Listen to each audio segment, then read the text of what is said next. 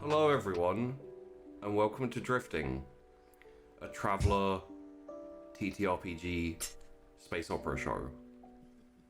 This is episode number 6. Right?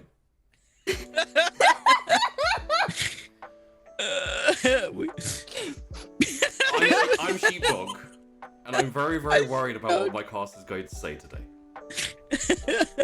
We got it all out literally seconds ago. Then why are you all giggling? No reason. Because somebody posted it in the Zoom chat.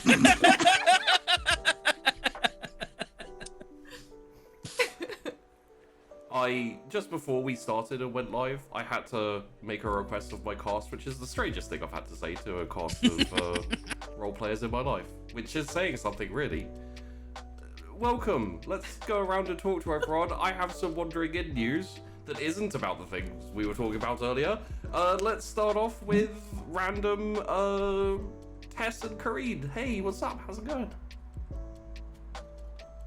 What's up? It's going well. I have next Thursday off. Ooh. It's weird. It's Thanksgiving in the U.S. Alright. You guys don't care, but it's nice for me because I get to. I don't think I've had a Thursday off in like a really long time. So it's good. Yeah, that's it. I have no news. It's not really free time because I have schoolwork. Yay. Yeah. So things and stuff. Streams will happen. I have to build a keyboard this week. I've been saying I'm going to build this keyboard for like a really long time. So I need to build it this week. So maybe Wednesday evening, probably, possibly. Sometime this week it's going to happen. Yeah, that's it. That's all I got. Okay. Korean's good. Sort of. Yeah. Well, maybe. Let's move across and over and in a direction which I'm not specifying because I get made fun of for not going clockwise when it should be clockwise. Peachy and Colton, hey, how you doing? That's not the issue. It's you said clockwise and then went anti-clockwise. This is only in your own mind. You said one thing and you went the other.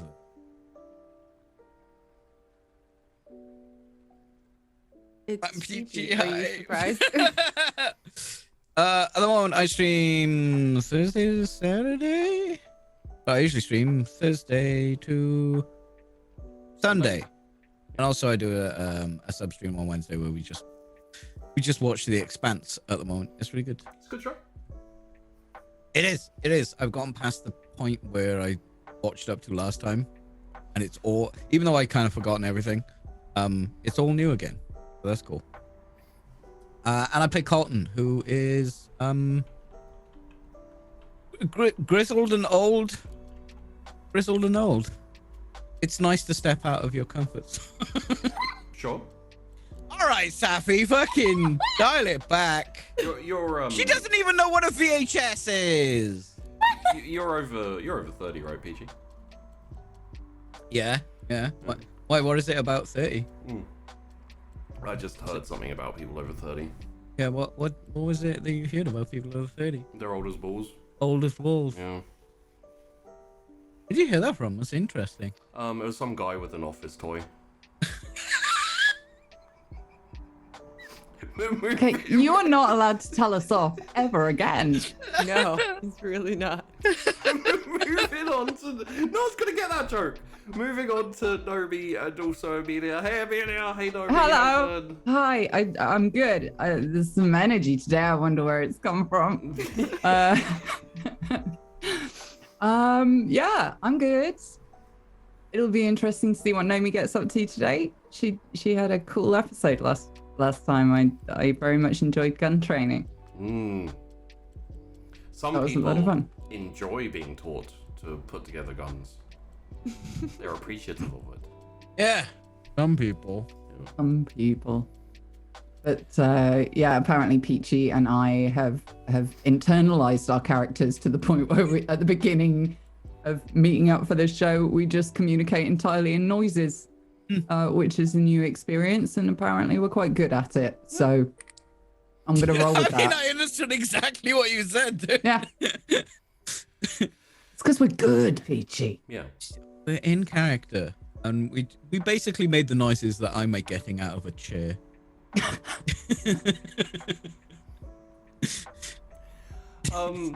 Before we move to the final cast member, I have to ask because I saw something. I'm not sure what it was. Peachy, did you almost drink screen cleaner? No, it's nail polish remover. It's much my better. God. Okay, cool. Why? No, I didn't. While you were doing your intro, Amelia, I saw him pick it up, go like that, and then look at it, put it down, and pick up like a bottle or something. I was like, what was that? Oh my God. I'm worried. I have tried to vape energy drink before. Like, what? Oh. It's fine. It's fine. Yeah. Okay. That's Fine. good. Anyway, hey Safi, and also Astrid, how you doing? Hi. The only... No, I'm not gonna make that joke. Okay. No. I'm good.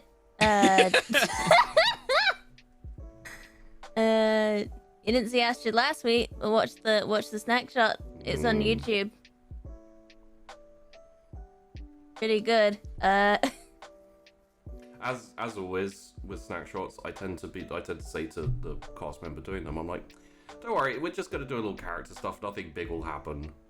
And then we do the snack shot. It's like, yeah, you kind of have to watch the snack shot for context of a couple of things. So. I mean, technically you don't have to. I guess it doesn't You don't impact have any. It's not as if you've missed any part of the show. No, you've missed a little bit of details about Astrid and the captain and a few other bits and pieces, but Yeah, which is cool to know. yeah. If you want to know it now. And if you don't watch it, Safi will cry and then Yeah. find out where you live and come around your house and beat you up. Why am I always crying? Only you can answer this. Yeah.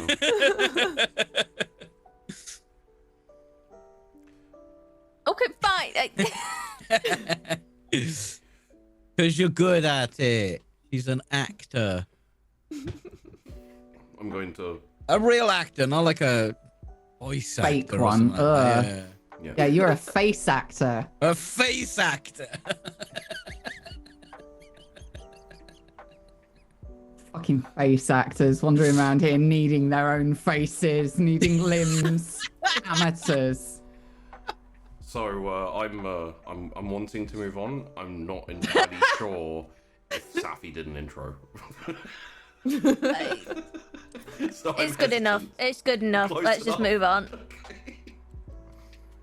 Hello everyone, I'm Sheepdog, I run the Wandering Inn. We have fun and happy no, not really, whatever, okay. So I knocked myself off whatever I was talking about. The Laconis game is up and running. If you go to the Discord, if you go to my Discord, you could see a whole load of RP rooms where you could introduce your character. You can do some like text roleplay and stuff. And also, I have we've done our first show of Laconis, where essentially the higher tier patrons jump in and they roleplay their characters for a bit. It was a lot of fun. Quite a few things happened, and they kind of established their characters in the city, which was really cool. The text Discord-based roleplay is open to anyone who is a supporter, which includes YouTube members, Twitch subscribers, and any tier of Patreon. And the open kind of the open show format is open to anyone who's on the higher tier Patreon. I think it's $20 and above, something like that. If you want to get involved, you know, jump in the Discord, have a look around. It will be a bit more populated with information and text. I haven't got around to filling it all out yet, but it is up and running and it is up and going. Let me know and you could create a character in the Roll20 and get involved. I can't remember where else I was going with that. Anyway, additionally, Basically, join the Discord right now. Because there is a link in chat, no doubt. yeah. Additionally, there is the stack shot, as previously stated. We do additional character episodes every now and then. Sometimes it's two characters having a chat. Sometimes it's one character and the GM painting a scene and doing things. So yeah, there you go. It's actually a lot of fun. Safi's done one now. Tessa's done one, and Peachy's done one. They've done one in Sunkist. So we'll have to see about getting you, Amelia, in to do a snack shot at some point. Yeah, for sure. Sweet. So, Can we do an experimental snack shot where Colton and Nomi, entire 3 hours, no actual words, just different noises? you joke, but I'll do that. Yeah, I would totally do that.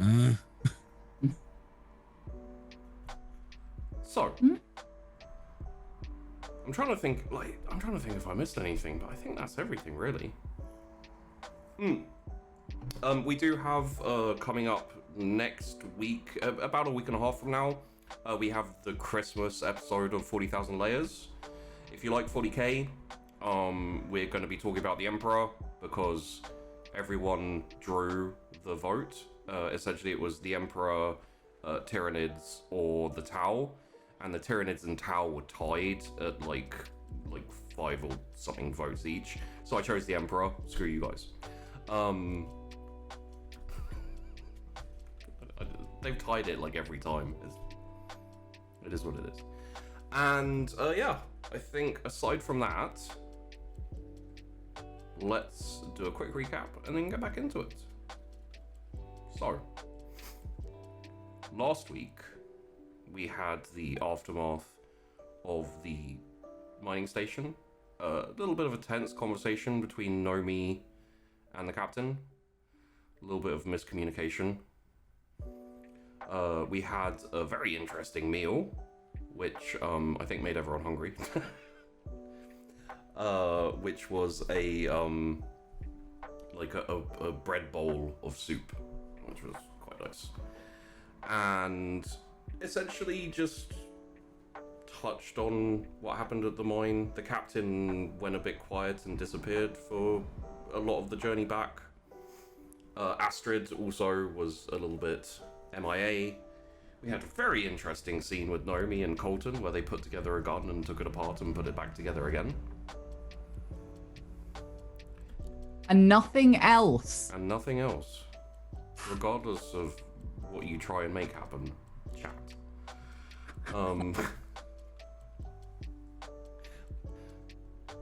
Although having said that, I seem to remember a scene with Colton and the captain where I put on some music and immediately in the chat there was shouts of porn. You played porn music. I did. You did. You absolutely did. I'm gonna have to change this fucking theme song now. That's See, if you'd been playing that music with the guns, maybe the shit would have happened, but you didn't. So it's just friendship now. Yeah, Oh. you ruined it, Your fault. Sheepy. I'm weirdly okay with that. We were all set for some ERP. So, additionally, Moving on. Kareen received a message from someone who essentially had to deliver the unfortunate news that Kareen's aunt was dead. After a little bit of ruminating and contemplating, she went to go and talk to Nomi about it a little bit. And I'm not sure anything really got resolved, but it at the very least they had a little nice chat and We had a tiny funeral. yeah. In the spirit of kind of funeral. Yeah. And finally, the aunt's name is Percy Delac, as I remember. Finally, the ship made its way through into the inner system and was stopped by a passing inner military naval patrol boat. Was boarded by a couple of Marines, one of whom had served with Colton in the past. I believe it was the Broken Plains? Yeah. I didn't even have to look at my notes for that, goddamn. And after a very, very slight search of the ship. Luckily, everyone had hidden their illegal things. Interestingly, there was a lot more illegal things than I think anyone thought there was. Look, I'm a collector. They were allowed to carry on and headed back towards the station. Currently, as we come back in, they are, I think we will have just docked at the station. The process of docking at the station is reasonably easy. It is a certain amount of a hub for ships, especially being owned by Voltorm Expanded. And so we will come in with the ship setting down in a different areas, slightly just docked at the station. It's the same station as you set off from, so the people you know who were here before are still here if you want to go and talk to them or anything like that. And over the I want to say PA, but that's not right. Let's call it over the ship intercom. You hear the captain say, "Is it this one? Yeah, it's this one. I am going to go and talk to our contact at Voltorm, see about getting paid, and also look into the derelict that we reported, see if there's any bonus or extra for that. You're all on downtime, essentially. Not too much work to do. Once we've gotten paid, we can look about fixing up the ship and getting parts and pieces needed. So have a think about those, and I'll be back in a few hours. Okay.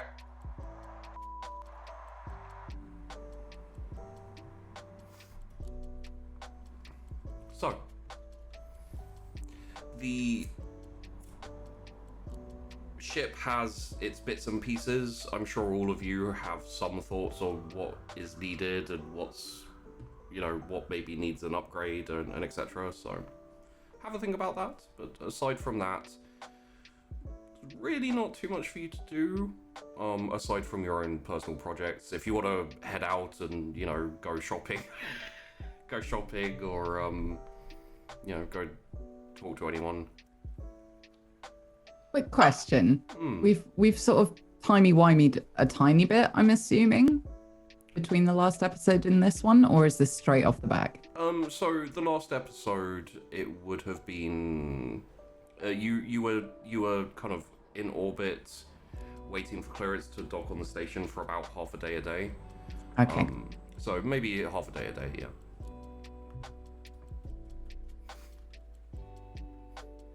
I'm gonna go get some noodles and a beer.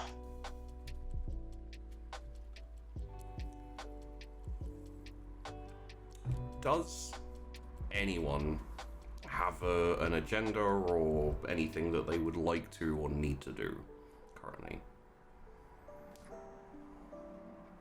I think Nomi would send a message to her contact. Yeah. The guy that she saw previously, just going, all that stuff I said I wanted, I still want it. Not the lights. Please make happen. Okay.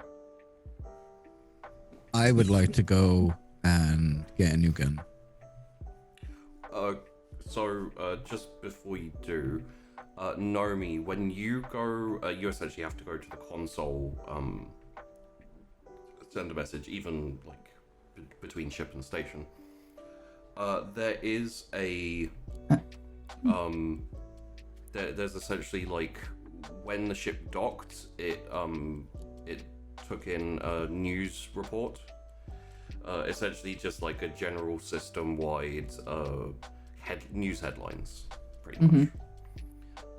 If you like, you can play it around the ship through the intercom. It's not something you generally do with personal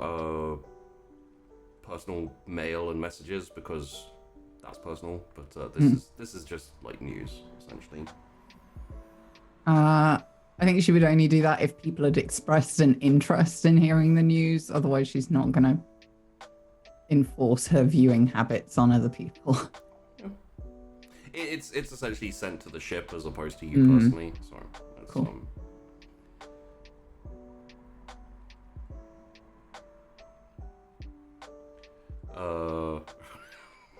So in that case, would you like to listen to it, or like does Nomi have any interest in the current news of the system? Yeah, probably. Okay. Just as a, things to listen to, keep up to date, just in case. In that case, what I'll say is through the course of the day, most likely you will all have the chance to listen to this. Whether you go to the console or you check on your messages, etc. I can tell you that none of you currently have any outstanding messages like sent to you. Not super surprising. And consider this essentially at some point during today, your character will be up to date with the news. So, for now, Nomi, this is the broadcast. To everyone in the system, whatever the time is, wherever you are, greetings from the Inner All World News Network. Sorry? I couldn't hear anything. Sorry. Oh. Did everyone else hear it? Yeah. Only because I turned the volume level right up. Oh, okay. The I'll turn level's it up. quite low, so just... Okay, sorry. No, Sorry. it's all good. Look, these stories just in. Whatever the time is, wherever you are, greetings from the Inner All World News Network. These stories just in.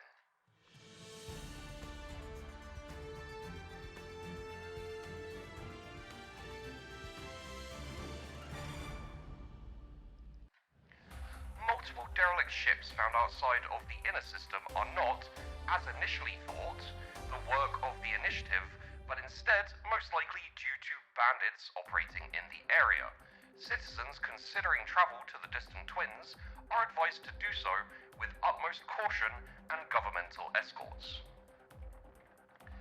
The death of the CEO of Zealand's Electronics, Eric Rochford, found dead in his home on New Ulfen, has been ruled as a heart failure.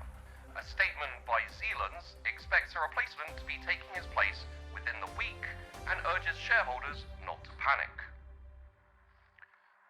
Finally, the EAP government has sent a diplomatic delegation to discuss a collaborative effort with the inner worlds to combat the growing space piracy problem. Talks continue, but a representative of the meeting is quoted as saying that negotiations are proceeding smoothly.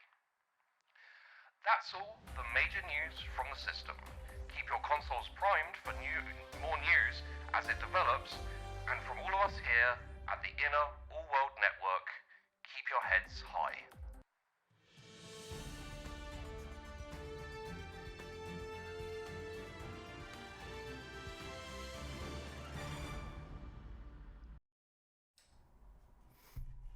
Just a little bit of news about what's going on in the system. Could I just clarify a thing about that CEO? What was that person's name? Nomi would remember, but Millie's memory is shit. Yes. I will also copy and paste it just into the chat Thank you. to reference. But his name was Eric Rochford. Thank you. And it was the what electronics company? It was the Zealands. So, actually, this is probably a decent moment to go with that. So, this is probably a decent moment to talk about the organizations and corporations in and kind of around Inner and the system in general. So, there is Foxfire Dockyards, also known as Foxfire Industries sometimes, which is the military industry that's trying to expand into civilian production. Essentially, they used to make a lot of the ships for all of the factions, and eventually once the war finished especially, they decided to branch away from that in more recent years to, some degree of success. Voltorm Expanded is the company that you have been working for as a crew. They are the ones who quite often they have a lot of holdings in Benny and Annie in the Distant Twins, and they've kind of made attempts to set up mining outposts and all type of stations and other types of outposts in Encroacher as well. They are responsible for a lot of the raw materials on like a grand scale. So they do quite well for themselves. The two let's call them corporations or businesses of note that are currently on the upswing, or were on the upswing at least, is Zealand's Electronics, which, as you heard, the CEO recently died. But they've been establishing themselves economically and kind of expanding out. And Trialia Unlimited, which is currently competing with Voltorm for the outer systems, trying to set up outposts, mining colonies, all that type of thing. Additionally, one which hasn't been touched on too much is Delac Interplanetary. They are one of the better established shipbuilding. They have a lot of dry docks out in space where they build the best ships and the most the most sought after ships, let's say. Additionally, they are the only corporation with access to an Onyxium mine. Onyxium is the ore that's used as an alloy for Honesteel, which is the really strong material. Over in the EAP, there is just one biggie. A lot of the industry and a lot of the production is controlled by the Encroacher Allied Planets government, but there is Artemis All Planetary. They essentially do everything they can, produce everything they can, and they're quite closely tied to the EAP government, so not many people like them, essentially. Then in the initiative, you have Chloros Industrial, Odium Inc., and Sicarus Holdings. You don't know much about them for the most part. Essentially, they are producers, industrial corporations. So,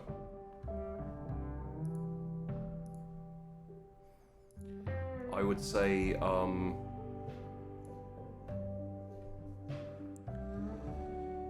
there is, unless anyone has a need or a want to go and talk to anyone on the ship or go and do anything, we could move on to the captain returning. Just a quick question. Yeah. Which company, the derelict ship that we found, which company was that for? That was Voltorm. Mm-hmm. And actually, I can give you a little bit more information because you would know this. Trialia, which is the one competing with Voltorm, originates from Eltian. So. I would probably send a message back to the farm since I just came back off a job. Okay. But it'd be a pretty short one. Just, safe and sound.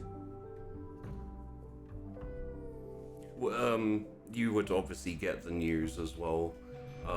like that that Nomi got. I think you probably would know of Eric Rochford, not personally, but he's quite a big deal on New Ulthen, because New Ulthen never really got super kind of cemented in the whole corporations and building spaceships and etc. It was kind of like New Ulthen was always the first colonized world, and it kind of got overlooked because the technology wasn't as good. They got it to a point where it's okay, and then it's like, close enough. So, That's where I'm from, right? yeah.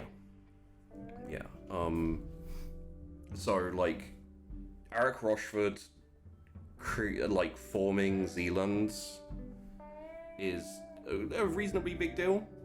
And you know, I know it's possible at this point that the company will be taken over by someone who isn't from New Ulthen, and it will kind of be a bit of a shame for people on New Ulthen, I guess.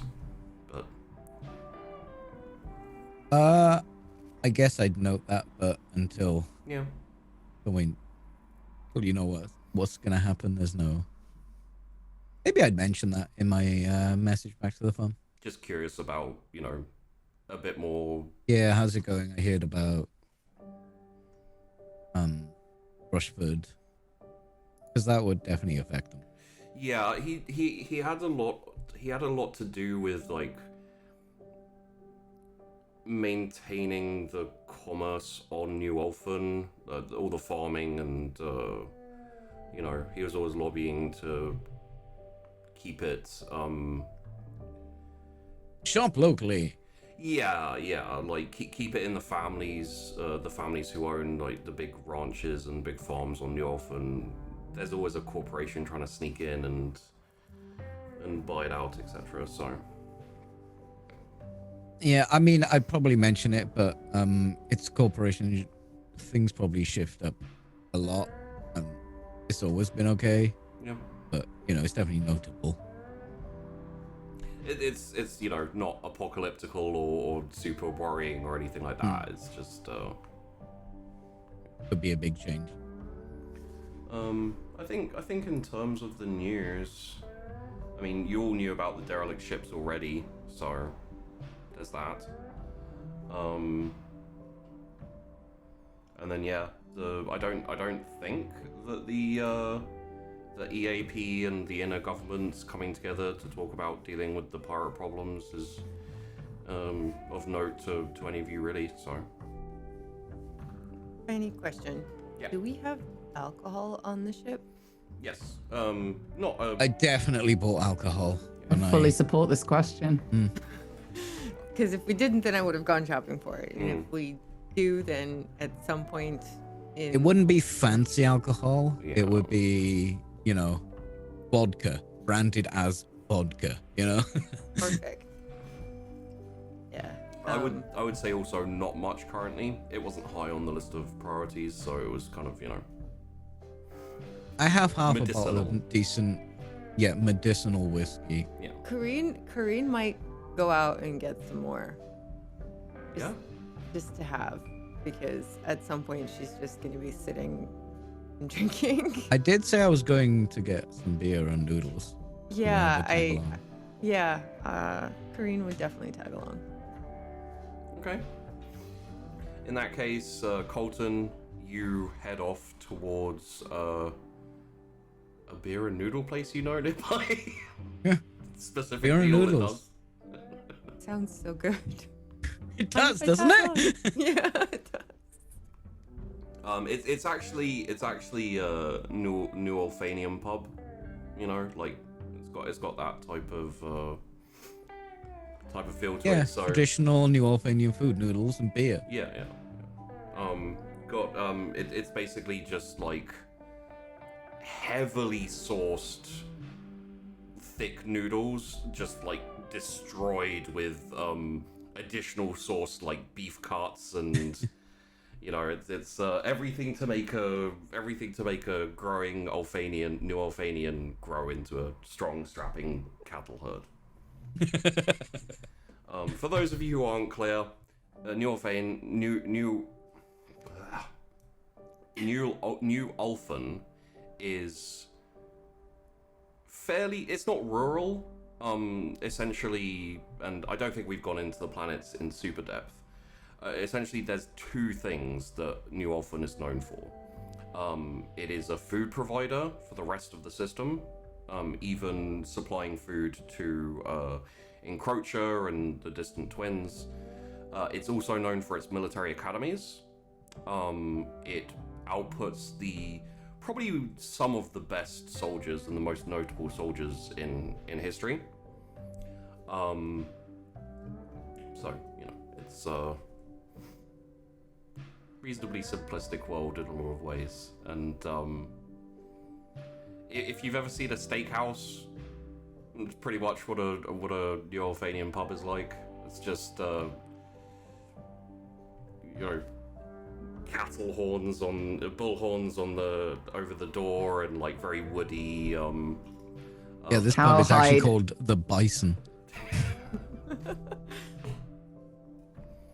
Yeah, Corinne would feel a little sort of out of her element, but there's beer and noodles, so that's really all she cares about. You want some noodles? Yeah, Yeah. noodles would be good. Okay. And Look beer. at the special. When I go to order the special, 2 noodles and beer. Do you want to have it in a mug so you can combine it yourself, or should it just all inclusive? I'd like a mug. Yeah, I look over to Green. Definitely mug. Right you are. Just put mine in the bowl. Yeah, and he pours out this like huge kind of like glass, and tips half of it into the noodles, and then hands you the glass and the noodles. Are these actually beer noodles? These are beer noodles, yes. Ow. That sounds so good. It's like steak and ale pie, but Yeah. this is the Newfoundland one. Newfoundland? New Ulfan. I apologize for making the names hard to remember. And just, I don't know what I was thinking. I think Corinne also would have picked up that Colton is not super chatty, so she'd just like, I do Cut look down. super relaxed in this place, though. yeah. It's like it like everything is wood. It's not wood. There's probably no wood here, but it's all just boring, made to look like wood. It's all metal paneling with like a sheet of paper. Oh, that's like vinyl like- on it? Yeah. Like wood paper. So this place is great. It's a little fancy for me. It's comfortable. This beer is good.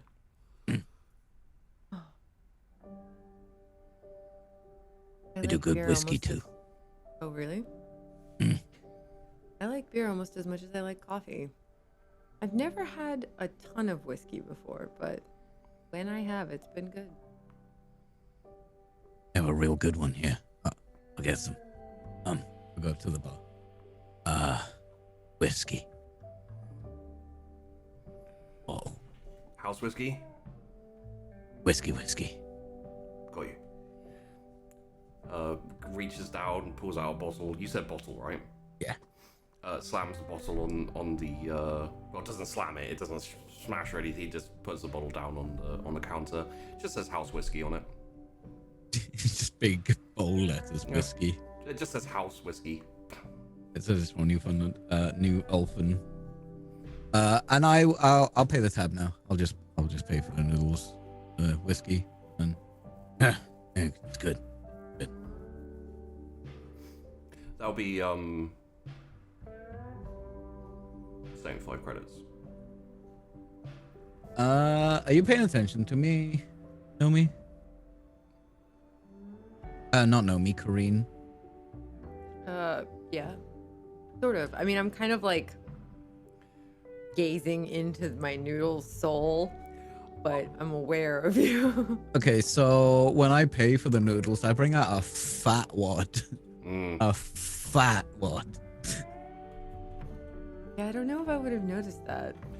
The mixture of weird food stuff and like, let's call it quaint pub is probably distracting you enough that you're just kind of like, wow, what is this? Wow. This is fucking weird.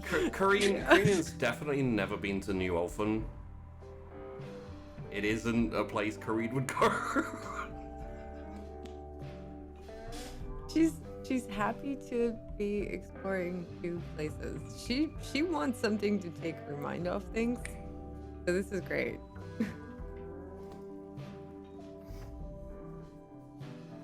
I just sit down and just noisily slurp my noodles, my boodles, Okay. as Amelia called them in the Zoom chat. This is an apostrophe. It's boodles. Boodles. Oh my god. Oodles of boodles. Yeah, that's on the menu. Would you like bring the whiskey over as well? I brought the whiskey bottle, but you already have one of, you know, those metal mugs, the enameled metal mugs you take camping. That is 100% the mug they gave you. So I look at it and I'm like, I guess I have to finish my beer first, and then I chug it and finish it, and then pour both of us some whiskey. To new experiences, and I like cheers to you. Yeah, I'll cheers you back because it's whiskey. Yeah, absolutely. And then I chug the whiskey and it burns my it throat. You burns. could see my eyes like popping out of my head. But I assume it's not very refined. It's designed to do a job. Yeah. It's it's- essentially give you a kick in the arse after a long day of work, kind of. yeah, it burns my throat all the way down. I suddenly feel warmer and slightly happier. That's good whiskey. Right. I realized partway through you were talking, I was like, I missed a chance to call it the Ring of Fire whiskey instead of. It's called whiskey. Yeah, it's just called. In Helvetica, all caps. White label whiskey. So.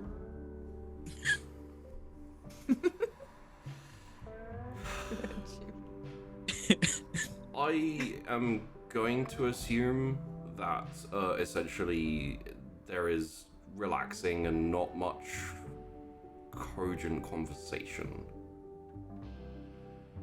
I don't think Colton would talk much, Yeah. but he's kind of relaxed. If Kareen talked to him, he would probably reply, not be too like, shut up. Yeah.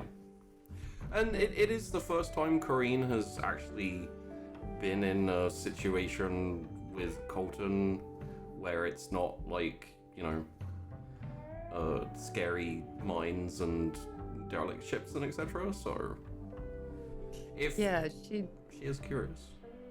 she'd probably take like one more drink of the whiskey to help herself relax. Yeah. And then just be like, so you've been here before, haven't you?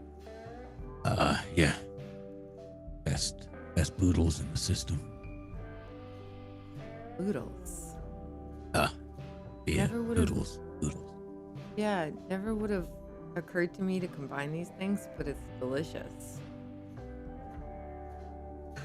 It's usually because we don't have many plates. That makes sense. Tradition, I guess. Totally makes sense.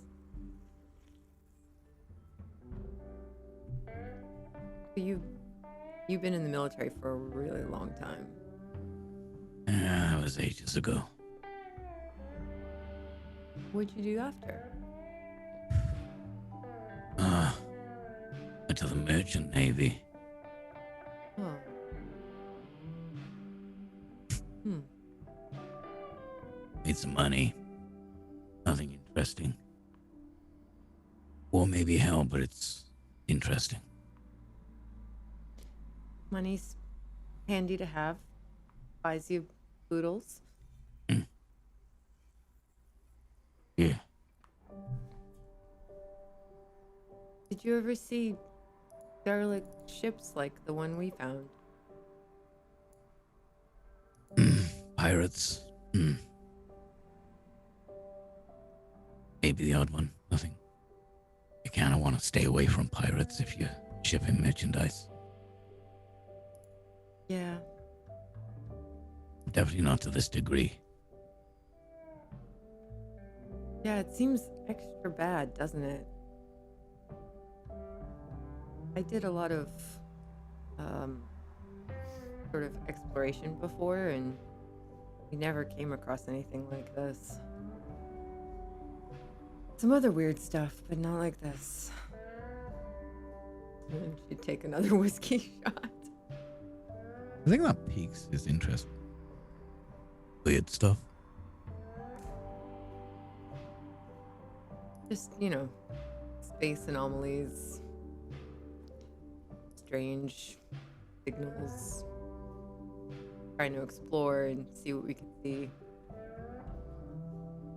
The life of a scout. It was also a long time ago. And then she drank more whiskey, and at this point she's like leaning back and obviously very chilled out. Did you ever see anything weird out there? Guess it depends on your definition of weird.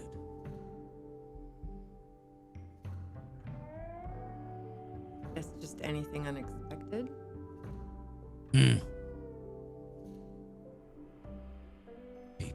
People are unexpected and weird.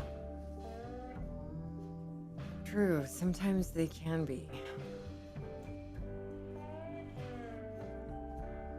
Nothing like anomalies, though.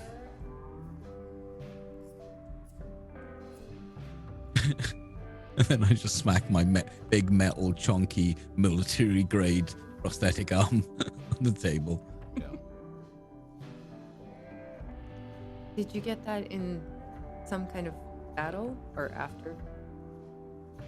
The arm, yeah. I don't think we decided specifically which one. Oh no, it was done. It was the last one, wasn't it? Was it in the war, or was it the thing after that?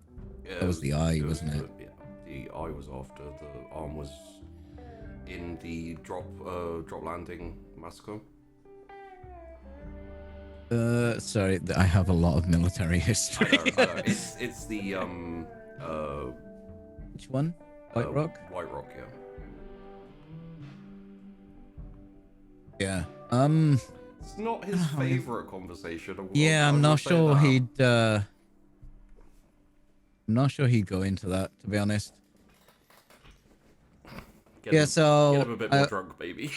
yeah, maybe a bit more drunk. That is beer talk. But, yeah.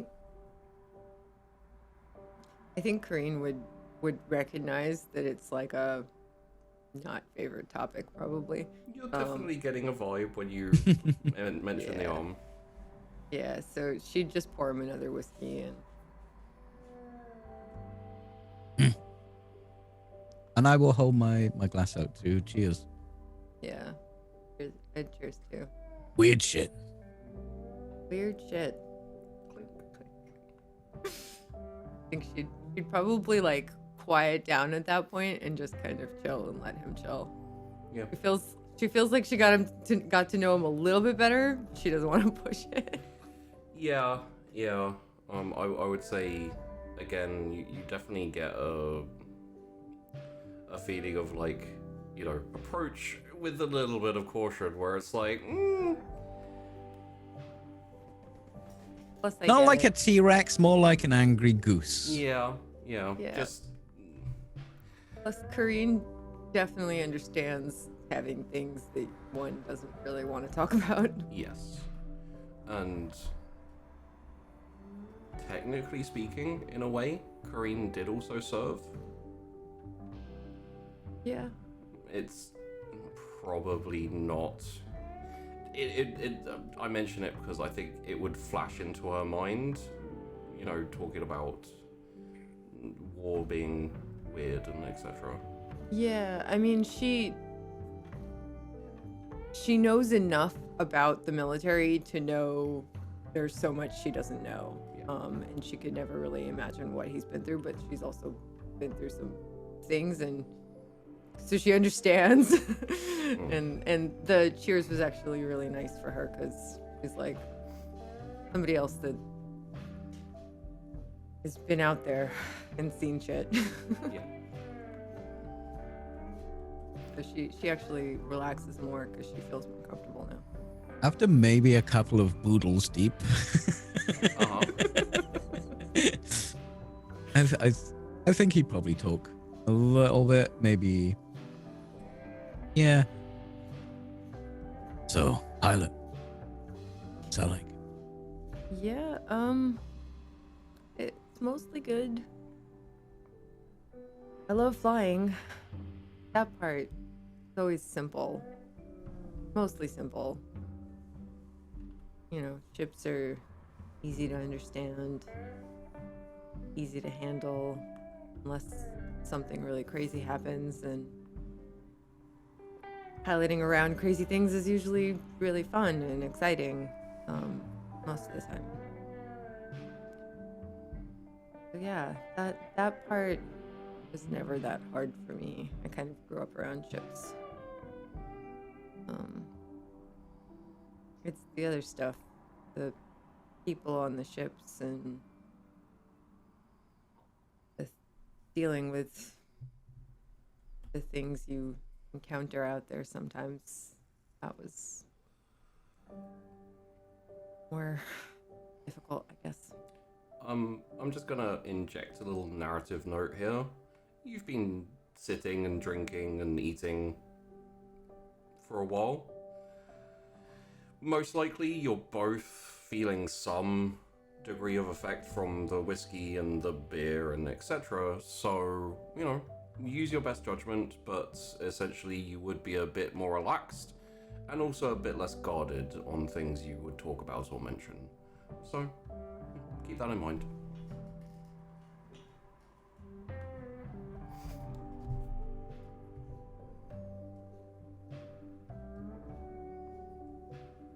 So coffee, huh? There's a place around here that sells good coffee. Expensive. Really? Oh man. I have some money saved. I don't want to go through it too quickly because I don't know how easy it'll be to make on our current ship, but I do have some. Hey, And good coffee is it. maybe with all these Dalrics we can make some money. Yeah. The coffee. They call it nitro. Really? I think all the sea jockeys used to drink it back in. I'm assuming I would have heard of this before. Yeah, it was reasonably common where you worked too. An additional thing for you, Colton, is a lot of the lander pilots for the ground assault marines would essentially go with a cocktail of that and some like Skins and that. yeah, not illegal, but Meh. playing with the edges. They're of probably illegal stimulants flying for like multiple hours. in like very very high intensity situations. You know, anti-aircraft fire, planes trying to take them down, that type of thing. Yeah, there's a store. Nitro. Nitro, oh man. That would be amazing to get. I haven't drank that stuff in years. It used to be a daily thing. So good. Let's go get some coffee. And I just stand up, just randomly, just it's coffee time. You know when you've had a few beers and you have a good idea, you're Yeah. like, no, we're doing that now. Yeah. Yeah. Oh, hey, did we need to pay the tab? Shuri, put it on my tab. Thanks. The I'll get the coffee. the bartender like just nods, even though you've already paid. It's like Well, we had a few Yeah.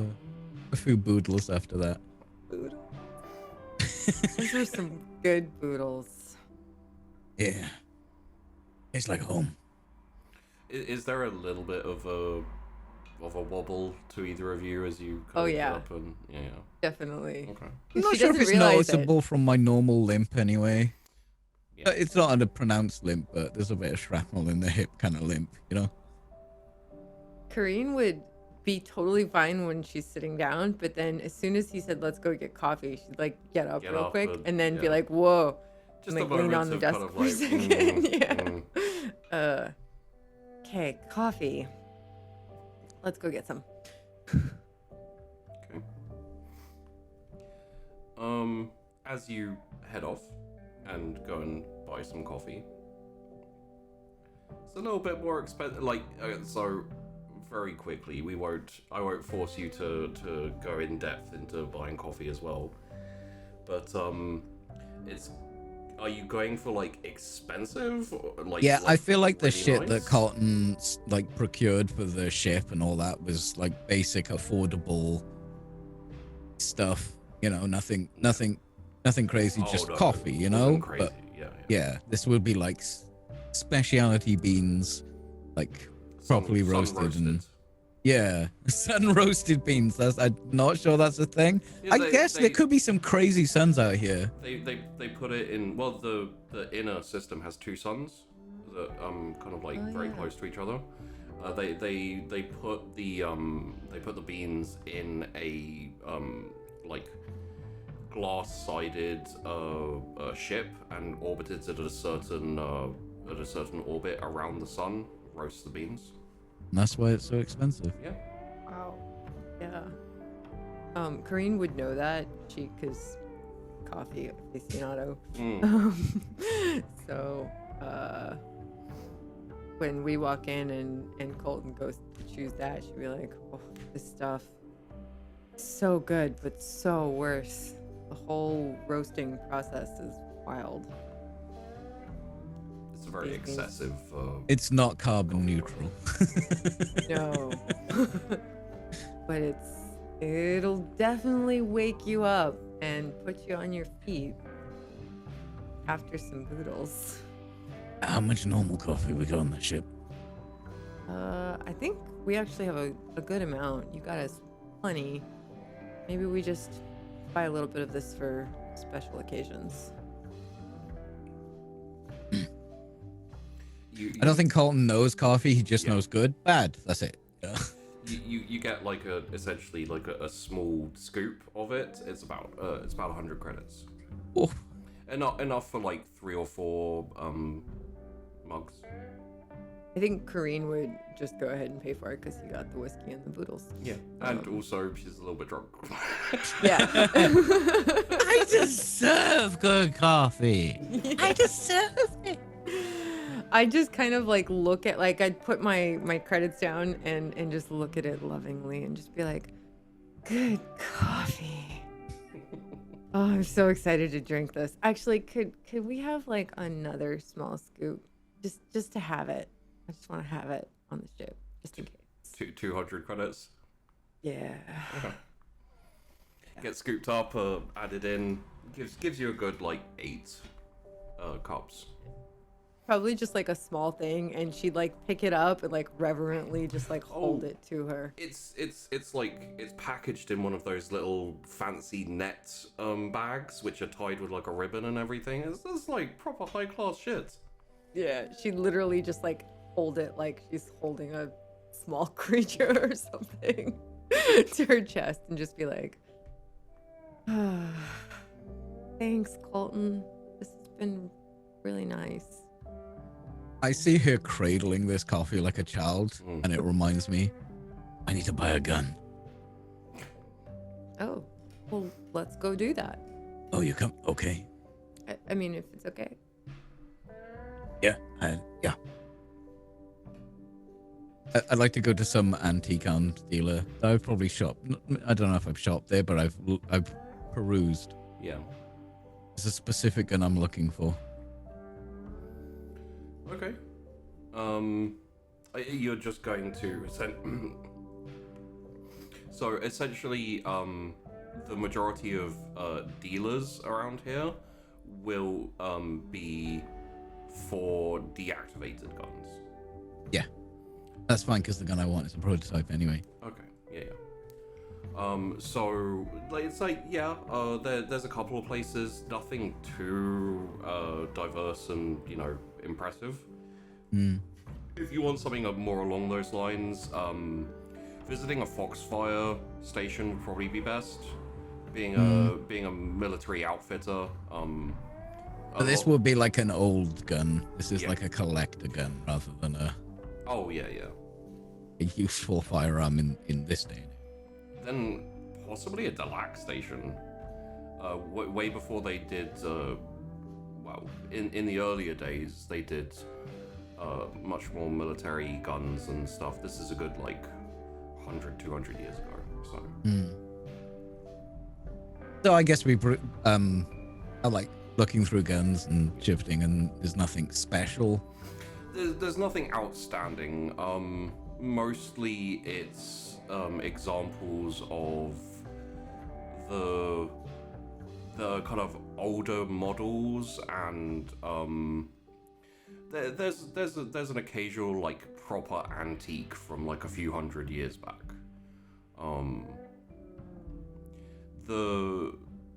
Interestingly, the technology hasn't progressed super far. Like, you don't get any laser guns, you don't get any, you know, plasma weaponry or anything like that.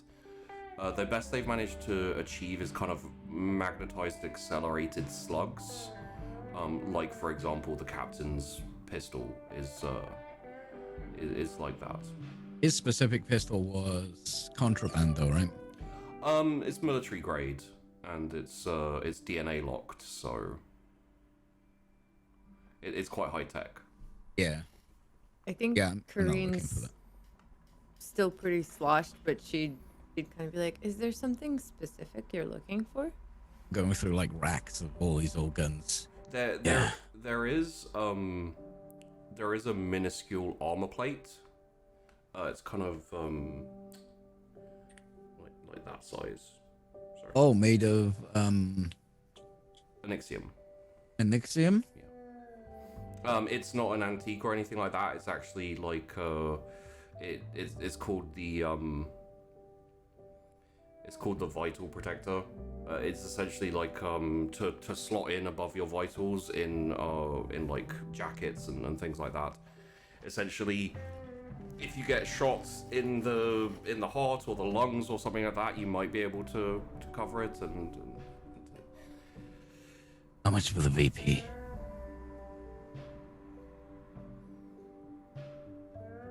$5,000. 350. Sorry, when you say 350, do you mean 3,000? I don't mean £3.50. I mean 3,500. Okay. Because you could have also meant 350 as in like 350. I was like, I'm lowballing, but I'm not doing that. 4.5. 4.3.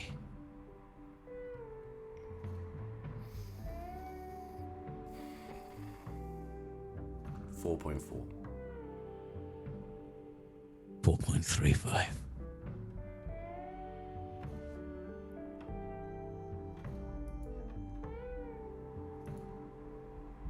So just to give you a little bit of before you go off on this or not,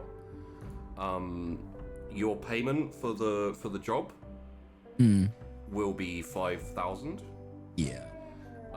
And you would say you're not an expert on this material, honestly, because it hasn't made its way even into the military for, like troops and things like that. But I know what it is and what it does, right? Oh yeah. It's it's a well-known. I alloy. assume I know its worth when I, lowballed him. Something like this would be worth about 4,000 ish. Yeah. Essentially the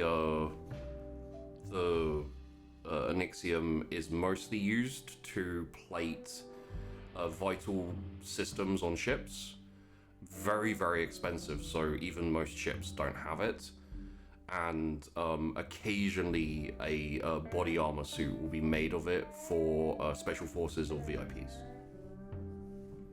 I assume this is like a piece that they've junked a ship and it's had some of this and they've broken it up and sold as VPs. More recently, since the war finished, Black Industries has started releasing essentially like vital body protection plates. They're expensive, obviously, but yeah, it's becoming more common. So. How much are offering? 4.35. Yeah. And then I said 4.36 actually. No, 4.35. Yeah, 4.35. And he accepted. Oh, okay, cool. And yeah, I'll just give him 4.35 thousand credits to him. Okay. I'll just be handing that over to him. Kareen would just notice what Colton is getting and like what he likes, and just kind of try to remember it for the future. Especially since she's drunk, she's like, okay. You like trying really hard to remember. Yeah. Just for future reference. You are aware of essentially this is honest steel. It's the alloy of Onyxium and steel. And I'm not sure if Colton would know how it's made. He'd probably. I don't see why he would. He'd probably just know the basics of the fact. Essentially, honest steel is virtually impenetrable. There are some specialized weaponry that utilize. Okay, so this is probably what you know. There's some specialized weaponry that utilizes vibrations that can penetrate it, and there are ways to break it down with special equipment. Past that, any like knife or basic bullet, even like the higher penetration like sniper bullets, things like that, won't get through it. So it's expensive, but it's worth it if you get shots wherever you've put your plate. And hey, if you keep earning money and you keep I've got quite a bit of money. Yeah. And yeah, when you just said, but that was, I'm like, Peachy was like, I fucking want it. There is no way that Colton doesn't want that right now. the type of thing it will, like, it'll still stop, for example, a rocket, right? Fired from a rocket launcher. The problem is that even if it doesn't penetrate, It will explode. yeah, the rocket still explodes. So there's things it won't stop, and you still have the problem of fragmentation and things like that. So Spit on the hand, shake, hand over the cash. Okay, no gun, but this'll do. I just put it in my pocket for now. okay. Good choice. Baby, I need to do anything. Nope, I'm good with my coffee. It's Being just a very full cradle. of boodles. Yeah, she's still super drunk, but like happy. Yeah. So she's just enjoying kind of tagging along and seeing the gun purchasing experience. Or Oh, Colton would have done that weird thing where, like, he holds the door open for you as well. Yeah. I forgot to. yeah, she'd totally be okay with that. Like it doesn't Like, seem- totally old-fashioned shit, but Oh yeah. Yeah. And are you heading back to the ship now? yeah, I guess we go back then. Okay. Thanks for the boodles. As you get back towards the ship, when you come back in the cargo, into the cargo hold, Bromy's kind of like walking from the bridge area and sees you both and says, "Oh, Colton. Yep. Someone left a message for you. They called while you weren't here. His name is Delian Castigan. Oh, thanks. Just said, reply when you get a chance." I'll do. I'm just gonna go to engineering to take that message. Yeah, Kareen would go and stash her coffee, and she's still kind of wobbling, so she like waves at Romy as she passes by, carrying her precious cargo, and like stashes it in the kitchen somewhere. Maybe makes a small cup, just like a very small cup, and then walks over to the bridge and just kind of sits down and hails it and just kind of zones out a little bit, just smelling the coffee because she's still really buzzed. Yeah. And Colton, you were going to reply to the message? Yeah. Well, I'll go and listen to it first before I reply to it. Well, it was he actually contacted the ship for Oh, okay. Yeah. I'll dial it back. Okay. Doing Which this... one's Delaran? Is that? I don't know where my bio went. It's completely empty. Delian is the one who got you the job. Right, the one that I went to see at the start. Yeah. And he he also knows the captain, like mutual thing. And this is essentially how the job got set up. And when you call him, his... Hey, Del. Hey, Colton. Worried for a bit you weren't gonna get back to me. I went for boodles. Oh, okay. I heard you went out towards, Talent in Annie. Yeah. Just a delivery. Place was fucked up, though. Yeah. Listen, I know you've just got back from a job, but I had something floated my way, and, you have a ship, so, well, you work on a ship. Was wondering if you wanted me to set up a meeting for a possible new one? A new ship. New job. New job. Yeah. Speak to the captain. For you and your crew. I'd have to check with the captain. But, yeah, money. Money's decent, negotiable. What kind of job? It's, civilian transport.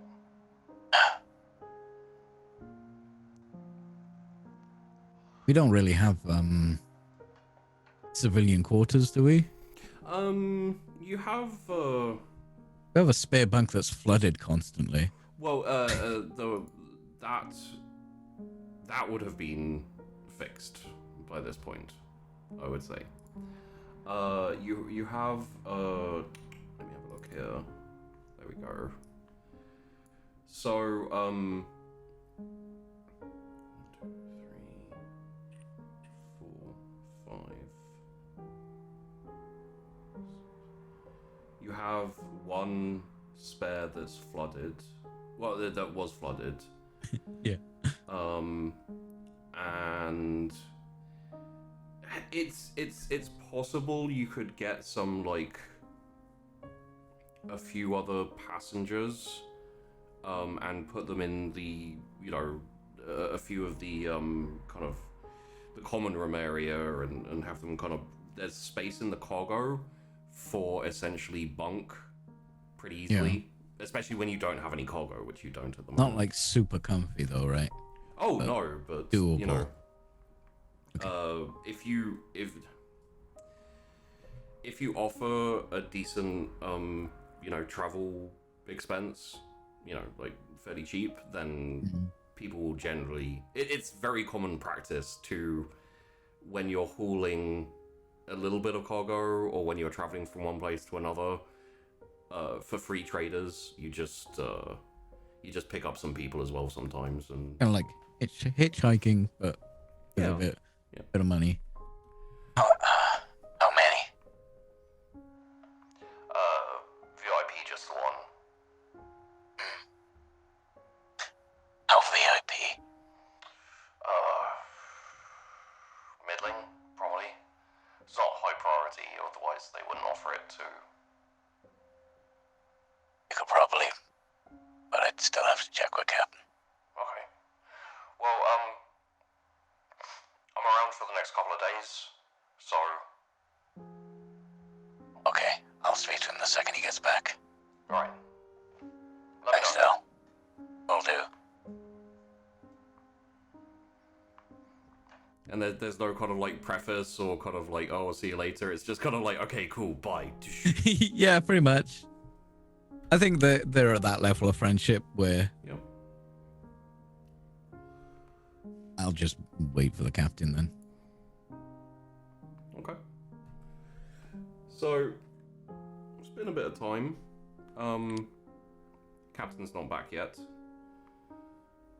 Anyone else have anything that they'd like to be doing or achieving, etc., etc.?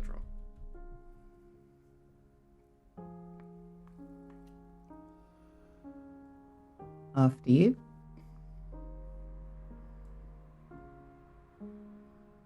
Wait, who's going? They're doing that thing at the door where they're going, no, you go first. No, you go first. No, you go first. I mean, I can go. All Nomi will be doing is running those gun drills over and over. She's totally fixating at the moment. Okay, that's fair. Astrid wants to watch her doing these gun drills. So, probably... She'll be like cross-legged in her bunk. So if you walked past, I think occasionally you might have heard slightly like a beep of a stopwatch, and then this kind of frustrated like. I'm gonna like Start knock on, again. like knock on a door and be like, "Hello." Hello. You alright? Yes.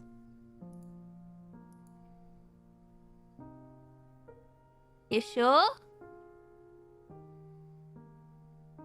Yes. No, you don't sound sure. Can I come in? Yes. Again, you don't sound sure. Do you not want me to come in? Are you changing? I won't come if you're changing.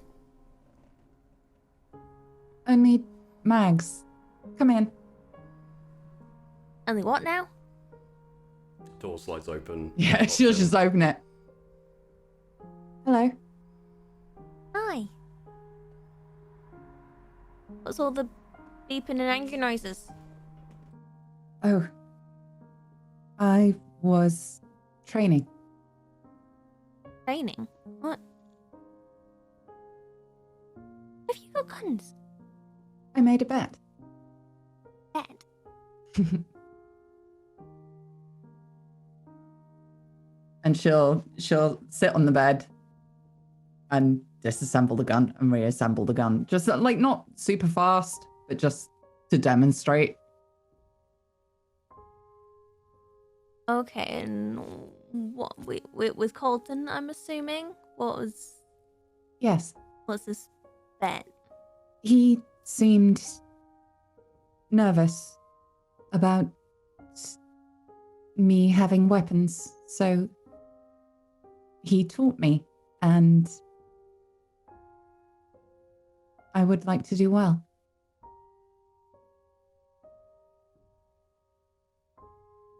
But it can be frustrating, Right. hence the noises. Fair enough. Well, first things first. You being any good with a gun isn't how fast you can take it apart and how fast you can put it back together again. That's the military guy in his brain sticking to routine, uniform. You gotta do it right. That don't equate to skill. I know it may be easier for you to process like one step at a time, taking it apart and put it back together, but what are you gonna do in a fight? Are you gonna scare the enemy like, oh god, you can take a gun apart real quick, I'm very frightened right now? Like, how's that gonna help you? What is it that you want to learn about the gun? You want to know how to use it? How to shoot? Just Eventually. Eventually. The moment, this is step 1. Right, Proceed to step 2. Well, I can see you can take it apart and put it together again. Doesn't matter how fast or how slow. So I'm going to consider step 1 a finito. You know, I think I'm going to fast track this trail a bit. Should we go shoot some shit?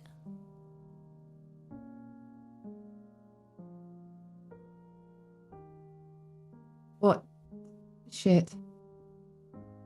I don't know. Something. We'll find something. You want to go shooting? Yes. Again, you're not sounding sure. Either you want Yes. to or you don't. Yes. Yes. Yes. Yes. Yes. Yes. She looks deeply uncomfortable. Alright. Meet me by the entrance of the ship in 5 minutes. Grab your coat, grab your gun, preferably something you can put your gun inside of. Inconspicuously. I'll meet you there in 5 minutes. Astrid's gonna leave the room and she's gonna go to her bunk and go get the poly out the panel from under her. She leaves. Naomi's like, She's already out goes the door. back She's inside like, her bunk. Yeah. Okay. Alright. I'm just gonna go grab the poly from the panel under the bed and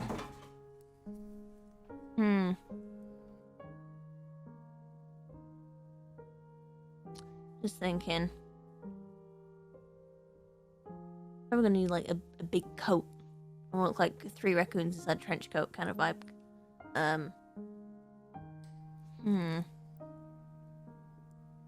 She doesn't really have one. Okay. She's gonna go to Romy's Zoom and knock on the door like, Yes. it's a me. He turned into Mario.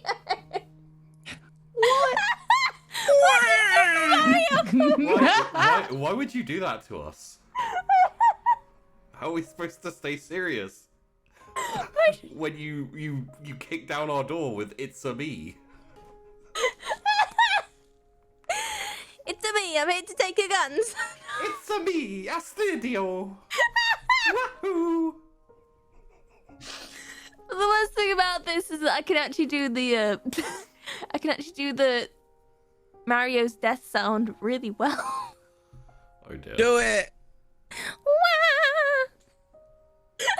Yeah, that is quite good, unfortunately. Alright, Astrid knocks on Romy's door. Hello! Trying very hard not to say, is it a you? Mario. Come in. I'm just gonna open the door and sort of like put my head through it. Hi. He's like, he's sitting on his bunk with the table out, and there's this kind of greasy rag on the table, like laid out with his revolver essentially like open and all the bullets, and you're not 100% sure. I think you will have seen I'm not sure you'd have seen this before, but essentially it looks like he's been cleaning the bullets. Okay. What? Yeah. Can I borrow something? What is it you want to borrow? Ash is gonna point to his coat, which is hanging on the corner. Gonna borrow that. Are you going to wear it? No, I was gonna make a parachute outfit. Of course, I'm gonna wear it. I mean, I'm just making sure that you're not going to tear it apart and use it for... I'm not gonna damage it. Okay. Well, that's good. So, Yes, you can borrow it. I'm not sure how you're going to look in it. Essentially, you'll look like a bride going down the aisle because of the drag. He's like a lot taller than Astrid. As she goes to like put the coat on, and she looks like a kid who's got like hand-me-downs from her older sibling that's like 10 years older, and it doesn't really fit. The sleeves go over over her hands, and it like drags on the floor behind her. Oh, this is sweet. Won't get it dusty, I promise. I'll bring it back. I mean, it's a duster. It gets dusty. Alright, I'll be a few hours. I'll bring it back. Thank you. Don't go too far. Okay. And Astrid goes down to meet Nomi at the entrance of the ship. Yeah. What do you think?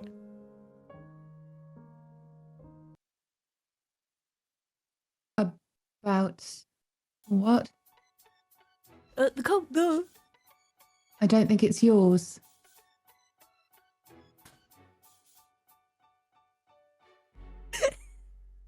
Well, you are absolutely right in that regard. You got your gun? I have. Do you have a belt? No, but I got this.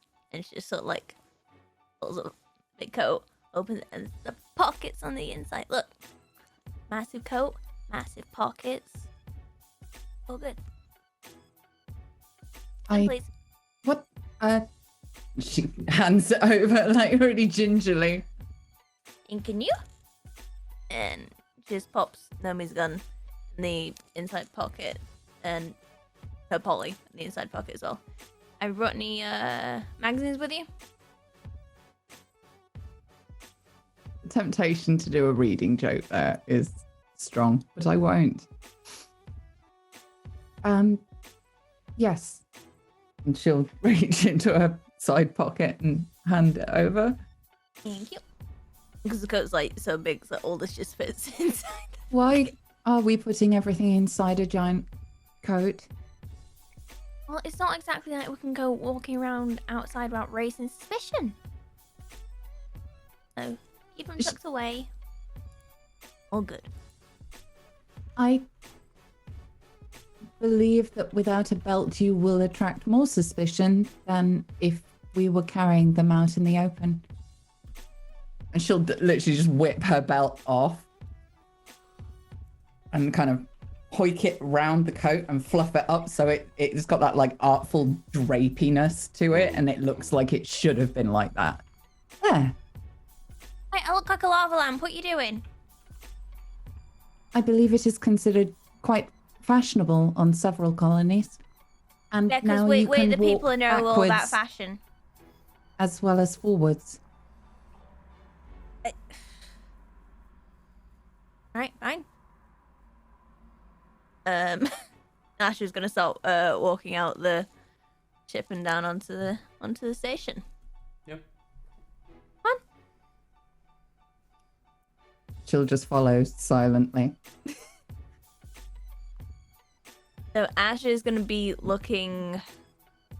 I guess what would be the equivalent of like abandoned construction area?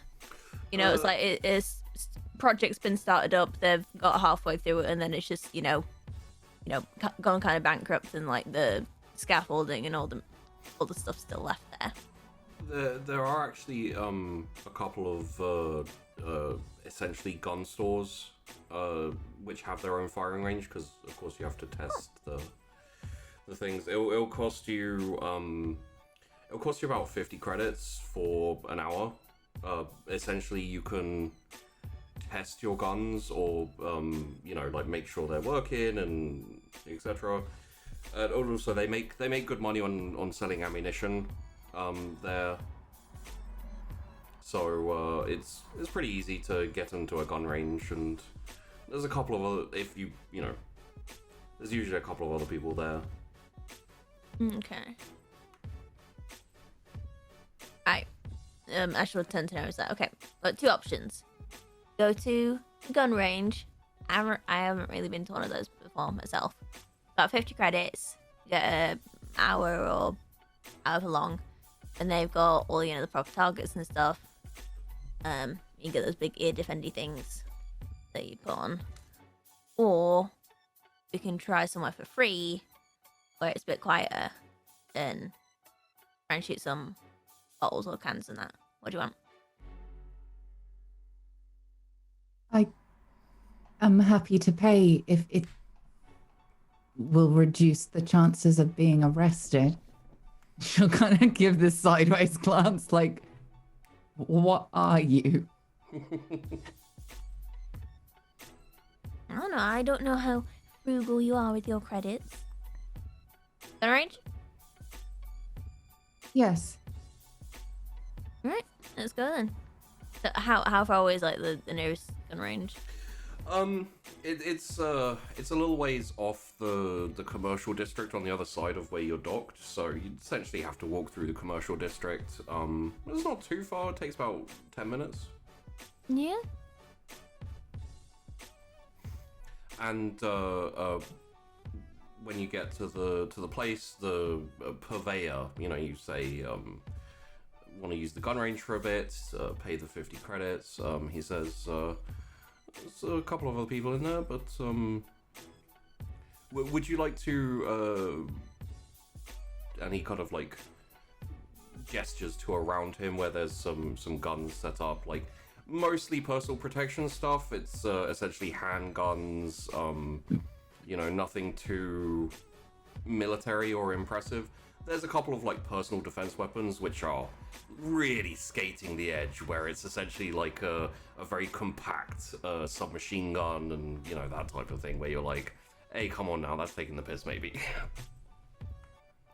Ashley's gonna look at him and she's like, well, since I don't actually have my own gun, I think I'll go with one of those, and she's gonna point like one of the regular handguns up there. Okay. Very well. Here is that'll be an extra 50 for ammunition. Here is the pistol and your ammunition, and if you have any questions about it or its use, please don't hesitate to call me. All right, great. And can you? Thank you. Nomi will pay. Yeah. No words exchanged.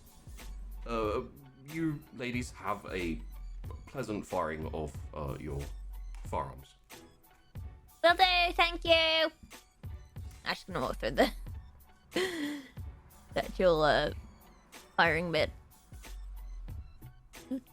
For a second, Nomi's about to spit in her hand and shake it, and then she sees Astrid vanishing and just I'm wanders gonna off. take Nomi's wrist, just like, Yep. this way. Thank you. You go through. There are indeed a couple of other people. You have no idea exactly why. Maybe it's a guy thing, but they are on opposite ends of the 10 out of 10 urinal joke. 10 out of 10. Thank you. They're on opposite sides of the gun range. Essentially, you have almost like a lane. It's not all the way down like paneled, but it's paneled where you stand. So you essentially have the whole middle. There's about 8 different places to stand. There's enough space for both of you to stand in the same one if you want, or you can kind of pick your own spots. The only thing you probably don't want to do, just you get the vibe, is don't stand right next to the guys who are already there. It's like a faux pas. Yeah, that's fine. I'll lead Nomi to like one of the I guess one of the sections like right in the middle. Yep. Yep. All right. So, will it be like the things that, you know, like the air defenders and the The goals and all the, that? the ballistic Yeah. glasses and everything, yeah. Yeah, she'll put the ear defenders on and her hair goes like proper poofy. And Yeah, you have those. a load of paper targets and a hook you can hook them on and like slide them out.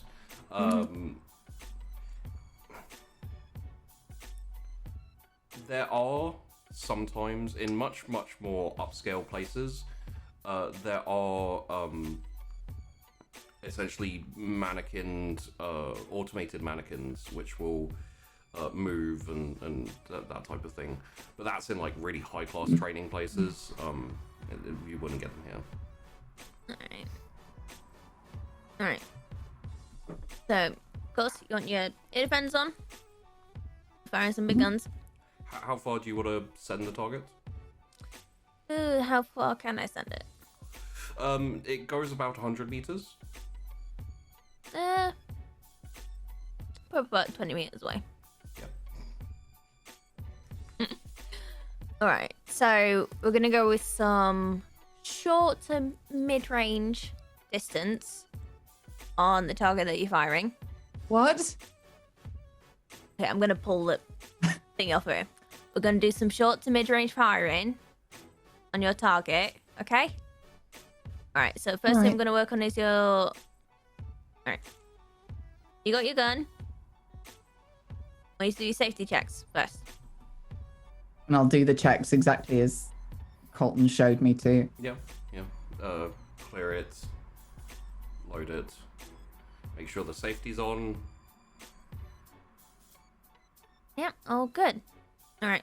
Second thing is gonna be your stance, your position. Has Colton showed you anything of that, or?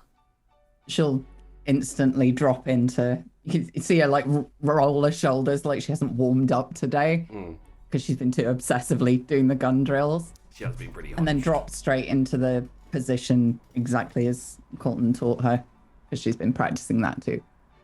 Probably super military stance as well. Alright, okay, yeah, he showed you Colton-esque way of doing it. Okay. Actually gonna take a boot and sort of like... Incorrect. Ow! It's not incorrect. Everyone's got their own way of doing it. He's very military, very Roger, bravo, whatever he does. Who's Roger Bravo? I can't. Like... Oh, I nearly got to the end of that sentence. Carry on. You got to find what works for you. What works for him is probably what they're routinely taught in the military. Is every single one of them same stance, same positioning. Sure, that works for them, but is that going to work for you? You got to take into consideration stuff like height, stuff like body mass, how much weight you can then take from recoil of your gun. All this, you got to fine tune it to you, not this cookie cutter format that him and the rest of the military have been taught. Does that make sense? No, he just pulls his face like her brain is exploding. Like, she doesn't understand there being more than one way to do something correctly. All right, you know how you've got all your plants? Yes. Some plants need more water than others, and some need less, right? Yes. So Colton's giving you the impression that you've got 10 plants and every single plant is the same and they need the same amount of water. What I'm trying to tell you is that you've got 10 plants and each of these plants are different, so you change the amount of water depending on what plant it is. The plant or the watering can? So the plant, Right. you're a different plant to Colton. Right. Your needs are different to Colton's needs. The water in the theory is your needs, your practice, your abilities. Does that make sense? Yes. So, let's get it fine-tuned to what you need. Okay? Yes. So, show me your stance again. She dropped back into it. Okay. Ashley's gonna use a boot and basically just sort of like push one of her feet just sort of like closer. Because nobody's like, tall and spindly. So you don't need to stand so low. It's quite a planted stance. It's essentially ready for instant movement and for clearing of rooms. It's very military precision, definitely, yes. Alright. I want you to plant your feet like this. Relax your shoulders more. Stop being so tense. Right. Settle into it. Alright. Ash is gonna basically just sort of like reach around on each side with your hands. Point your elbows, instead of sticking them out, bring them down. Mm-hmm. Keep this as your line of focus. You're firing arm. Okay? Right. Keep your firing arm nice and straight. You almost want your chin to almost like match with your shoulder. Mm-hmm. Okay? I think so. Alright, next is the breathing work. Obviously, every breath, you're going to breathe in and out. In and out. And if you have the time, effectively, like we're doing now, either to practice or you have the time to ready and aim up your shot, you always want to fire on your exhale. So Right. breathe. And then as soon as you start exhaling is when you'll fire. All right? So you see that paper target over there? I don't want you to aim for the head. I want you to aim straight for the chest. Sure, it's going to seem easier whilst we're doing it now because it is a stationary target. There's a chance you can come across people that aren't stationary. You want to go for the biggest surface area. That's why you always shoot for the chest. How do you know all this? I don't need to know all this. Because plants Maybe not. don't have All right. guns. Well, this plant does know me. You've got a gun. Most of them don't. All right. Okay. I'm just gonna take this and just like plop it back on Nova's ear like that. Gonna pull the goggles down for you. Right. You ready? I think so. Alright. Breathe. When you're ready, turn your safety off and fire.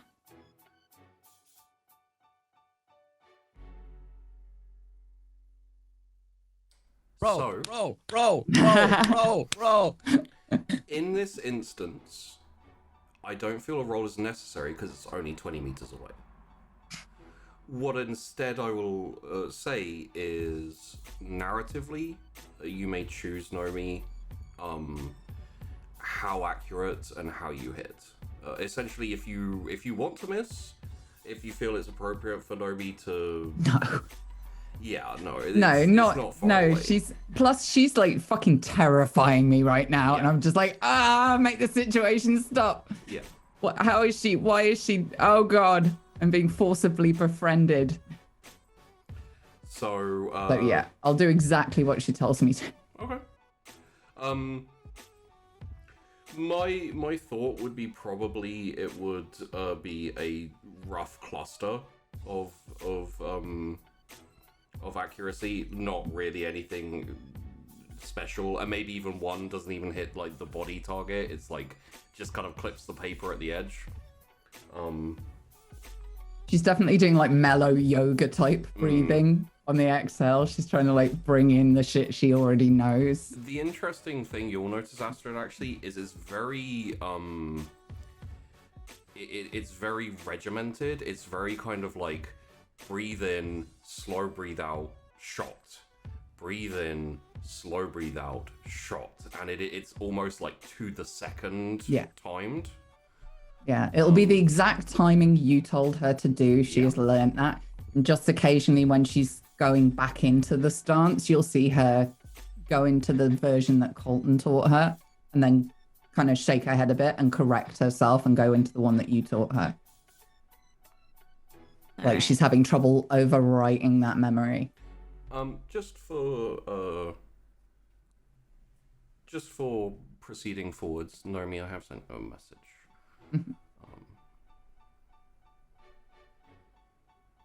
Right. So yeah, not super accurate, Astrid. Not terrible though. Like for someone who seems like they haven't really had any experience with guns, you know, a good start, maybe. Okay. All right. Well, as someone who's new to this, not bad. There is work to do.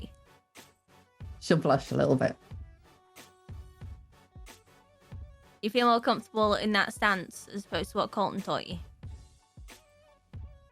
I feel comfortable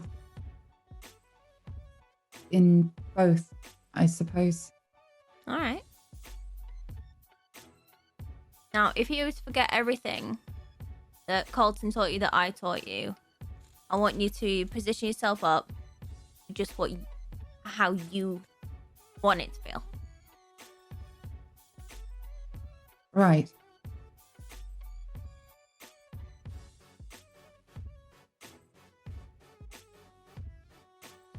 Are we done? Do we... I'm Oh, sorry. It's all right. Ash is going to be having the thing come back and swapping the paper over. Show me what stance you want to do. What feels most comfortable to you when you're holding this weapon. And Ash will have also flipped the safety back on while she's not firing. I don't... And she's just like mouthing half words, like this concept doesn't make sense to her.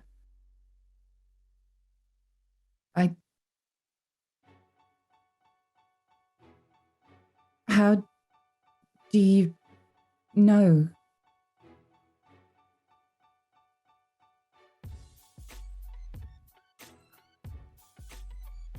Alright, Ash is just going to take the gun out of Nomi's hand and just rest it down on the bench.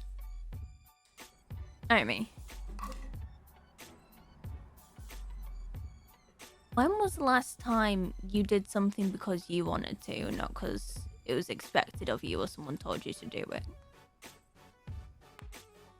I don't understand the question.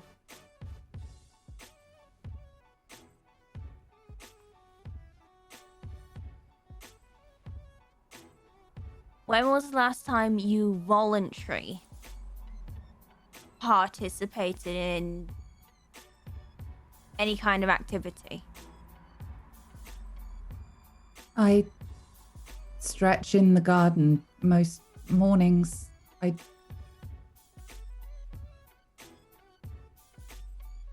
I feel like I'm failing a test. There's no test. Why do you feel like you've been tested? Because you keep asking me questions and then pulling that face when I answer.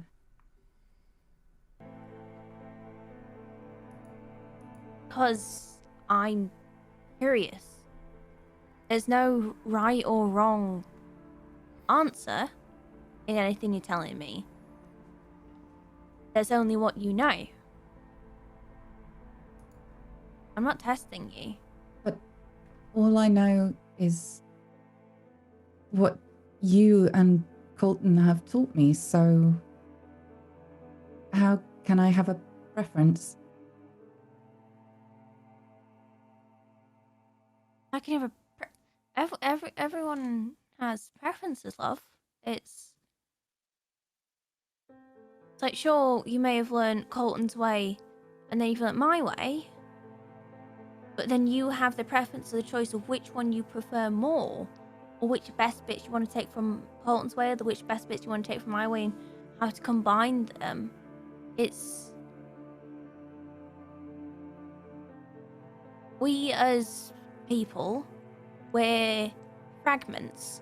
We're made up of small fragmented pieces of everyone we've ever met, every bit of life that we've seen and experienced around us.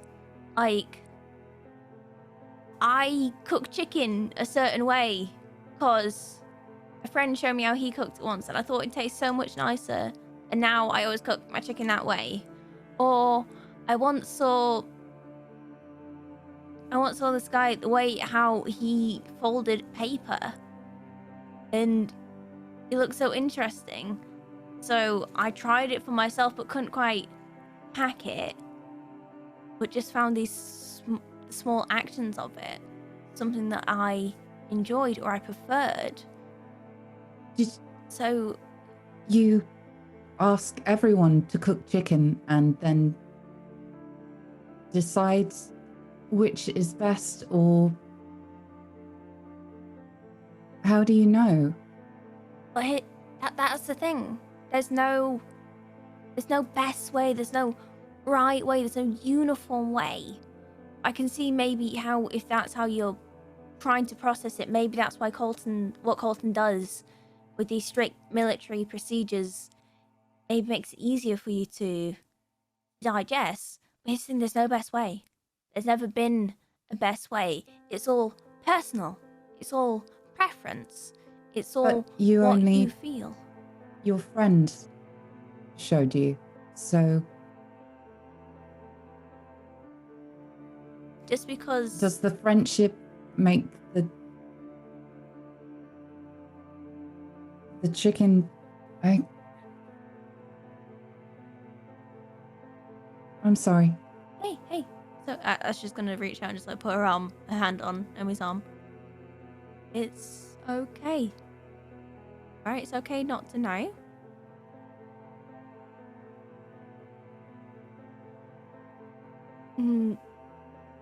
Friend, when it comes to preferences, yeah, I take my hand off because she's not really vibing with it.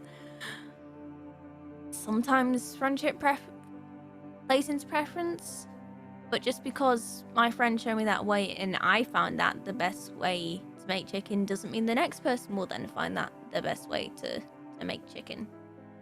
If that makes sense. And maybe I'll meet someone else down the line who changed it just a little bit or changes it a lot, and then maybe I like that new way more. It's always Would your constantly... enemies teach you to make chicken the wrong way? I think if they were really your enemies, I wouldn't stop and take the time to try and show you Is that I make chicken. how you know if somebody is your friend?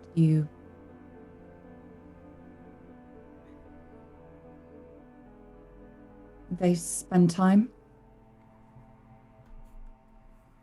I mean, hopefully. Yeah, I mean, friends are people who want to willingly spend time with you and help you learn or improve or just relax and hang out. Just the enjoyment of... That's not always...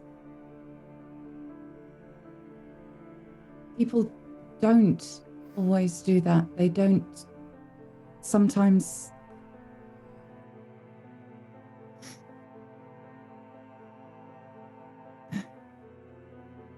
She'll kind of put the gun just down on the table and take the ear protection and the glasses off and just kind of...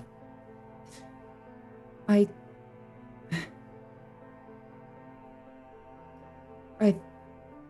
think I should do this another day. Thank you for taking the time. Okay.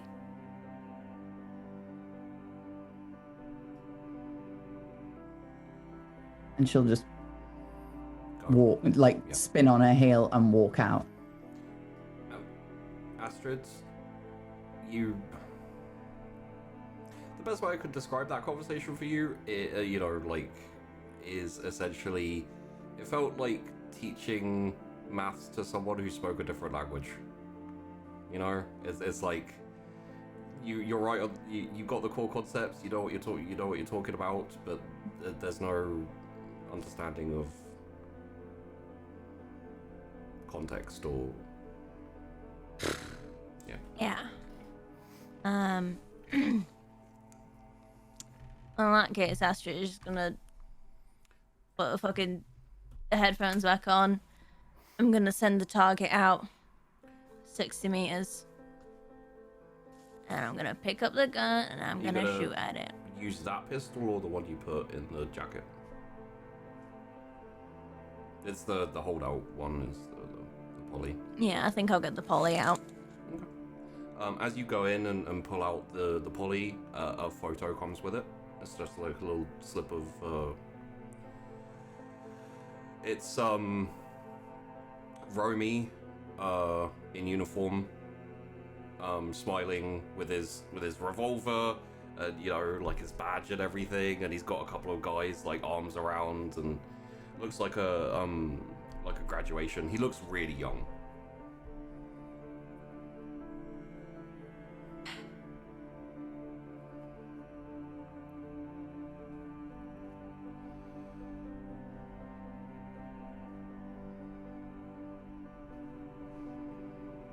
Astrid's just gonna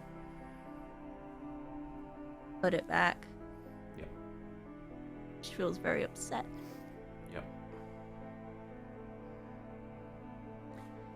So she's gonna push out even further, I think, to 75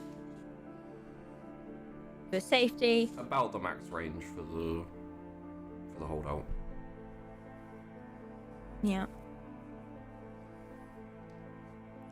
Turn the safety off, and it's just turn itself almost completely sideways. And has it held up. Just fires. Please roll me a gun combat. Take a boon, because it's not exactly a heated combat situation.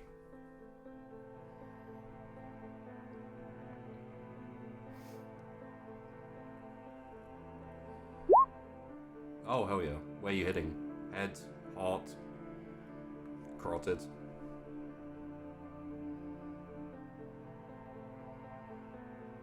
Hot. Heart. Straight through, one shot. Very little sound. Almost like a nail gun.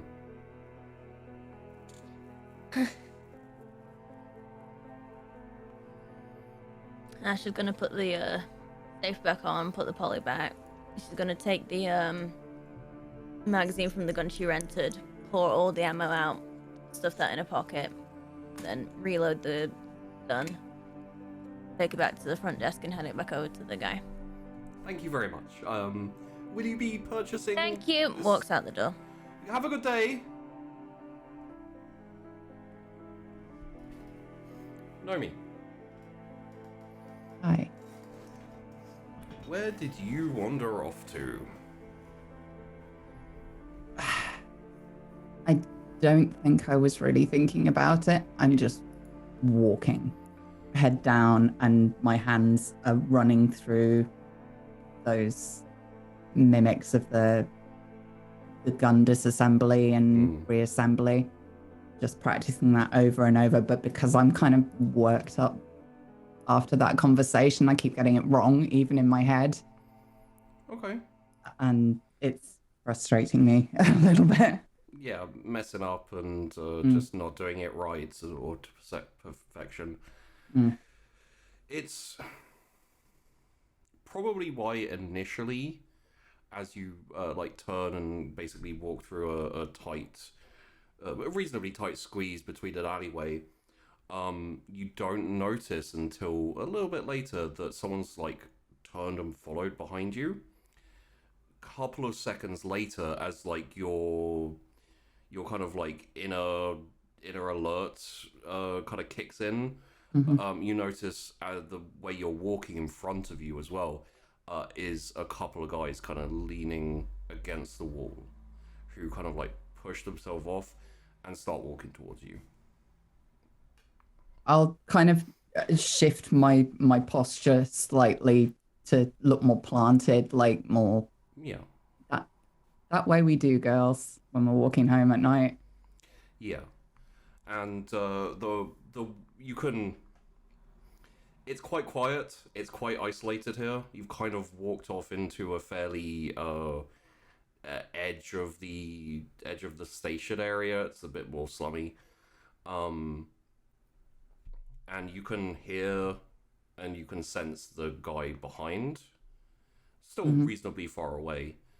And the other two walk towards you, and the one in the front says, "All right, missus, can you spare a few credits for someone down on his luck?" Is the person you? That would be me, yeah. You know, had a rough life, trying to make the best of it. And then he goes to his his waist, and you see like a kind of reasonably large knife there.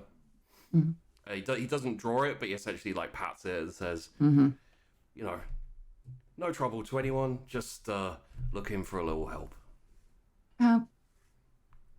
She'll clock the knife. How much do you need? How much have you got? Let's have a look, shall we? And he like steps towards you, and his hand As goes he out. does that, I'll match the distance, just take a really easy, like proper Tai Chi step back and just slap his hand down. And at the same time, you Oh no. Oh, that's the bad music change.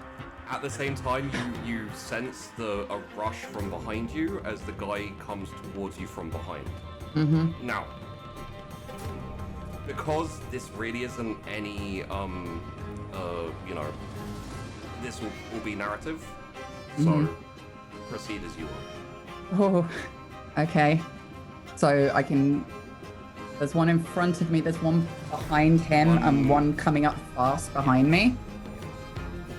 As I take that step backwards and slap his hand down, I'm going to follow that movement all the way down and kind of duck down and spin. The leg comes up from behind you and like hits him under the chin as he comes. Like, No, I'm flipping him over my shoulder at his friends. Okay. Yeah, so you grab him and flip him, and are you doing a throw or is he going straight to the floor? I'm using his momentum and just throwing him at them, so sideways. So like as you step back, his arm like comes around the front of you to kind of like grab you and hold you in place. Instantly, you grab his arm and use his forward momentum to just flip him over, and he goes like flying forward towards the other two guys, kind of like smashes into the guy in the front, like he essentially like lands on top of his head as he hits the floor and staggers one of the other guys, the guy at the front back. The other one goes for his knife, draws it, and like just manages to avoid the two in the tangle and kind of like thrusts towards you. I'm just going to turn sideways, but closing the distance towards him so the knife overshoots Like he was me. expecting you to go away, Yeah. and you like move Yeah. towards him and I move towards him and grab him and shift him and then just punch him in the face. yeah, like the it's not like a strong punch. It's essentially a stun, whereas it like smashes his nose. Yeah. A bit of blood like flies, and he kind of like staggers back. His Yeah. arm. Oh, I've got his knife now, by the way. His arm with the knife. His arm with the knife is essentially slack in your arms. I'm just going to break it then. Okay, Just straight down over the- arm snapped. Yeah. Obviously, And I'll kind of spin it for weight in my hand. it's not great. You really are down on your luck, aren't you? And the guy whose arm you broke is like fallen to his knees and is kind of like flopping arm, just like, you know, all over the place. The one who got staggered is now going for his knife at the same time, and the guy on the floor is kind of like slowly rolling, trying to get up. So the one who's going for his knife, where is he in relation to me? He's like right in front of you. Oh. Just kind of a little bit, maybe about 10 meters back. Uh-huh. It's weighted decently.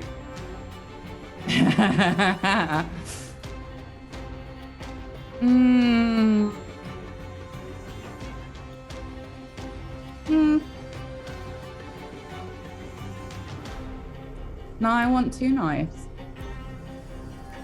I mean, you have more than 2 knives.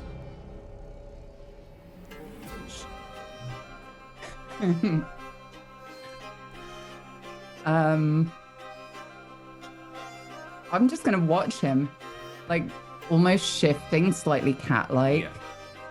to see what he's gonna do, and I'm gonna be copying his movements. And he draws the knife and he like holds it out, amateur mostly. Like, he's kind of like waving the knife back and forth in what looks like a flourish, but it's essentially just random. I'm copying it, but doing it well. Yeah, and he says and laughing a little bit. He says, "Don't say we didn't warn you. This is your last chance." Oh, well, I wouldn't want to miss my last chance. And I do a little flourish and just throw it, and it goes straight into the base of his neck. Straight into the base of his neck, immediately gurgling. The knife falls from his hand and just like clatters on the floor. Both of the other two, who are like, one is on his knees with a broken arm. Still, he was screaming, but that's stopped now because, you know, of what just happened. The other one was like getting up and like reaching for his knife. And they both pause for a second. In that pause, I'll take 1 step forward and put my boot on the guy's chest and pull the knife out of his throat and pick the other one up off the floor and just spin them both in 2 hands. So, This isn't really a fair fight, is it? the one who knows you smashed, like spits out blood and tries to bull rush you. The other one stands up. The one who doesn't have the broken arm stands up and starts running in the other direction, away towards the exit of the alleyway. The guy bull rushing me. Yeah. I'm just gonna hold my ground. This is a game of chicken at this point, and the second he gets close enough, I'm just gonna drop down into full split and lift both of these knives up in the air and just carry him over me. So, knives in the chest. Okay. Gut. Yeah. Like up under the ribs, and just use that momentum to hurl him backwards, but now with 2 stab wounds in his lungs. Yeah, and he goes flying like over you. He did a very amateur kind of like bear hug jump. He was expecting to use his weight against you. Didn't really work. And the other one, as you kind of like, as you're kind of standing, like, not standing, as you're splitting there, doing the splits, you can see the other guy like running. He's a good like 20 meters. I'm gonna make this shot. Like flip the And knife. I'll remember what Astrid taught me about that feeling that, and just for a second, like flitting between that and Colton, and you can see her stance changing slightly as she decides which one to be. And just for fun, she wants to go with the Astrid version, so it goes into her hip a little bit more, just like full on badass cool, and just throws it, catches him right between the shoulder blades. And he just thumps down, gone. The one you got in the throat originally, like last seconds of gurgling, essentially he's still and gone. The other one you got in the torso is like swearing and writhing a little bit. He appears to still be reasonably. And is he lying on his back or his front? He's kind of like curled up on his front, yeah. Okay, I'll flip him over and just kind of squat over his chest, looking in his eyes as I can see him. And there's a little spurt of blood as he coughs, and he like looks at you, and he's, "Who the fuck are you?"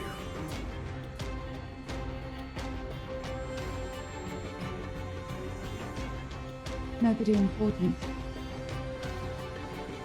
Your journey is done. And she'll just snap his neck.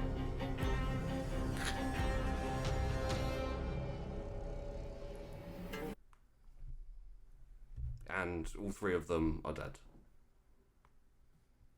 She'll look around and you can see this like calm as she stands up and just kind of rolls her shoulders. Yeah. Like actually calm, mellow, smiling for the first time in a long time. And she'll pick up the knives and Wipe them pull down. like a, she'll pull like a sanitary wipe, like an alcohol wipe out of one of her pockets and fully wipe them all down and leave them by the bodies. And then head off. Wipe the blood splatters from her face. Gets out Wipe her a little boots down. kerchief and wipe off the splats. Yeah. and- Yeah, in fact, she'll probably use one of their knives as a mirror just to check that there isn't stuff all over her. And kind of smooth her hair down. It was pretty clean. Hmm. The only time really was the face shot and the stab as he went over, so not too bad. Mhm. And then After checking out to make sure as she gets to the end of this kind of corridor that there's nobody looking. yeah, you essentially leave the bodies where they are. Start walking down the alleyway. Get to the edge. Have a little look left, a little look right. You've wandered into a pretty desolate area. There's not really any foot traffic here. There's a couple of people going into houses a fair ways away, but even this scuffle probably wasn't heard. You want to head off to the ship?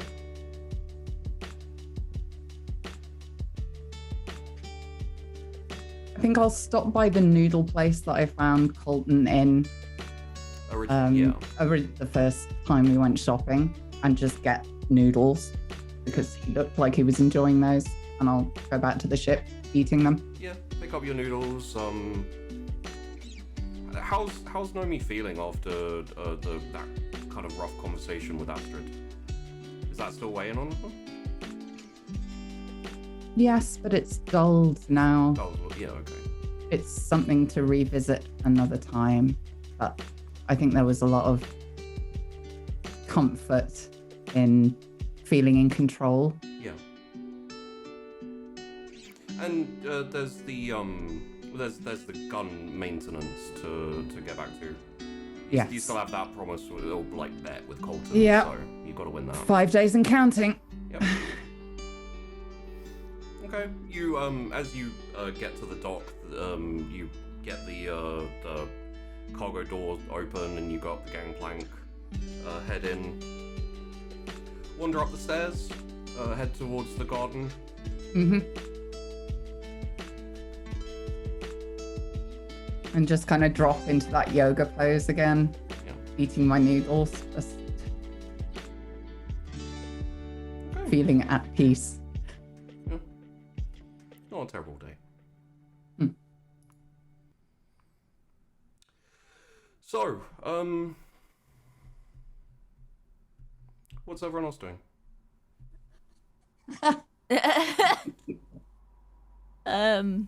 Well, Peachy's tugging at his collar because that was sick. Oh my god. Oh, shit. Karina's nursing her magical cup of nitro in the cockpit or the bridge. Okay. I'm just waiting for the captain. Yeah.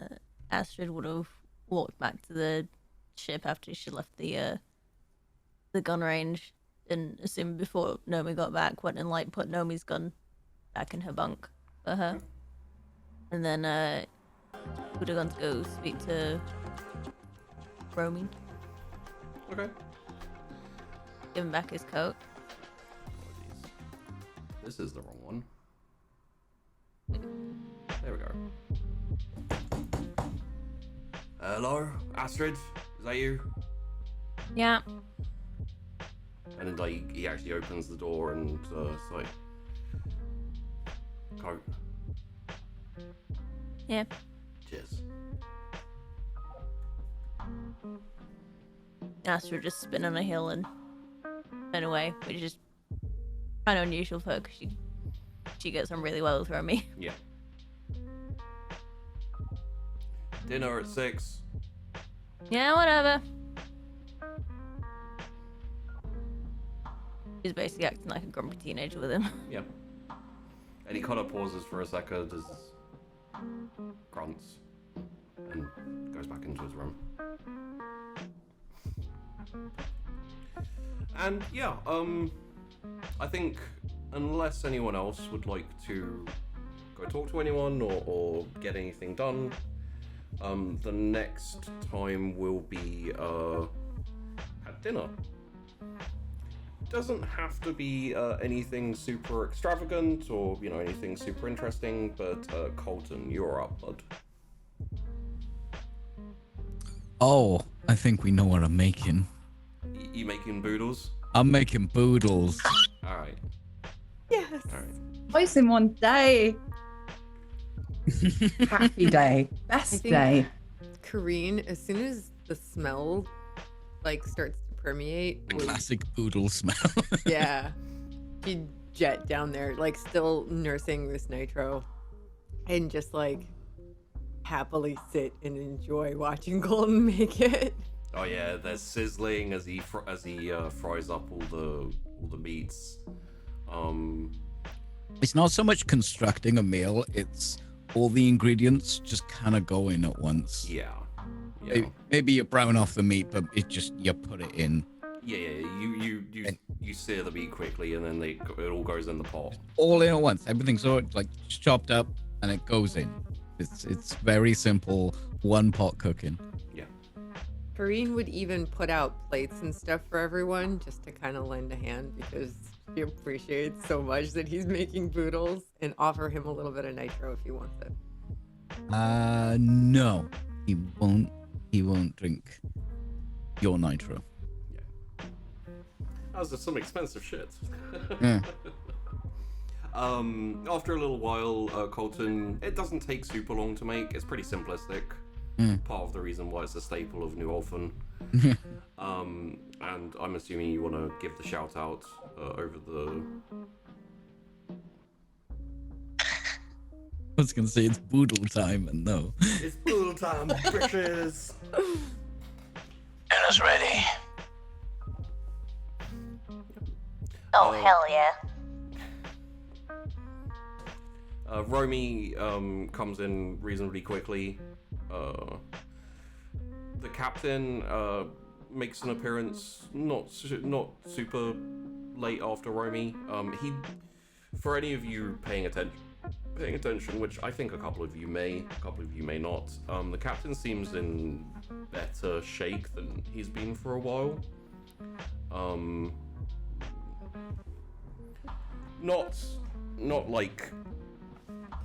Not his kind of carefree and usual self, just a bit more relaxed and a bit less melancholic, shall we say.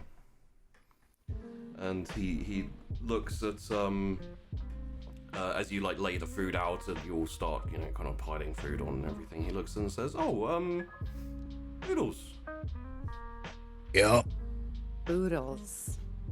Boodles. We had a chef on one of my ships I served on that was from New Orphan, and kind of became a staple thing. It was always after combat and everything, but yeah, it's a nice recovery meal. Meat good, boodles good, beer good. And he starts kind of shovels a few mouthfuls in, starts eating, and says, after we finished, I have news on the job and everything, so yeah, we'll talk about that in a minute, but for now, dig in. And just gets back to eating. Yeah, Kareen is so happy. She puts her nitro down and just starts smelling and then eating more boodles. Yeah, you'll get grandma portions. When you go to grandma's and she's like, "That's not enough food for you," and there's triple the size. Yeah. You look so skinny. You never call anymore. Yeah, proper big portions. Yeah. And I would say the only person who probably has minimal experience with alcohol would be Nomi, I'd guess. Yeah. But that's not to say that you haven't. It's just very sporadic. Yeah. So. Yeah. I'll kind of. No, fuck it. Actually, I'm in a good mood. Yeah. It is only beer as well. It's not like 100% proof. Yeah, but it's distilled. it's like somebody who drinks like once or twice a year having a beer. That's me. Welcome. And you all dig in. I don't think anyone will notice the slight relaxing and lifting. Maybe Astrid, actually. Astrid, you may notice that Nomi's a bit more lighthearted and relaxed than last you saw her. But you get through the food. There's leftovers. Probably a Romy would definitely spill a little bit more onto his plate, so he's kind of like semi-eating as the captain looks up and says, "Right, so we have been paid, Yay. which means 5,000 credits for all of us. They have been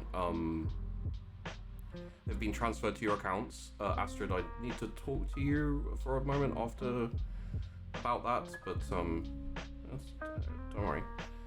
And additionally, we have been granted by the government itself a finder's fee for the derelict.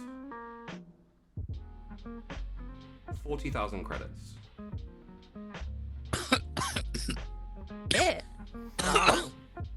I'm sorry. I didn't. 40,000? Can we get the new sensors? My thoughts are, because we didn't, take advantage of the opportunity, we would share that with all of the crew equally. This will come to, shall we say, 7,000 each? How much do the sensors cost? Depends what type of sensors we get and whether we get them brand new or not. But if we're going for good quality Foxfire Industries, I would say maybe 20,000, maybe 30,000. You get some good secondhand stuff. We are decently well off for the moment. Obviously, we'll need to buy some new fuel rods for the engine. Astrid, how is the kick fuel? Is that we didn't really use any? Is that still good? Yeah, we're still good, and we've probably only gone through about 6 or 7 uranium rods so far. So I mean, in terms of supplies, I'd say we're good for another journey. Another journey? Before we want to journey and back before we want to consider restocking. And the engine room is in decent enough nick. Is there any upgrades, or can you get by without? Maybe I'd say there's a couple of pipes and stuff which could do with some replacing. I mean, tape's decent for a little bit of time, but not long term. I've patched up some drips and stuff in there. Okay. Would like to get them fixed if we are going on another long haul journey, because the last thing we want to do is be stranded with a busted pipe.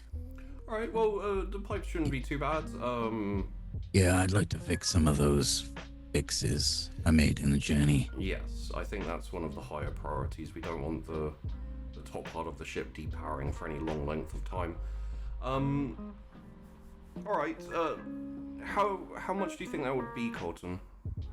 Nah, it's mostly time. It's like 250. Bits and pieces. All right. And there's no other fixings need doing. Part replacement. Reactor 4's idling on 1%. But I don't know. It's fine. Okay. The ship doesn't have guns, though.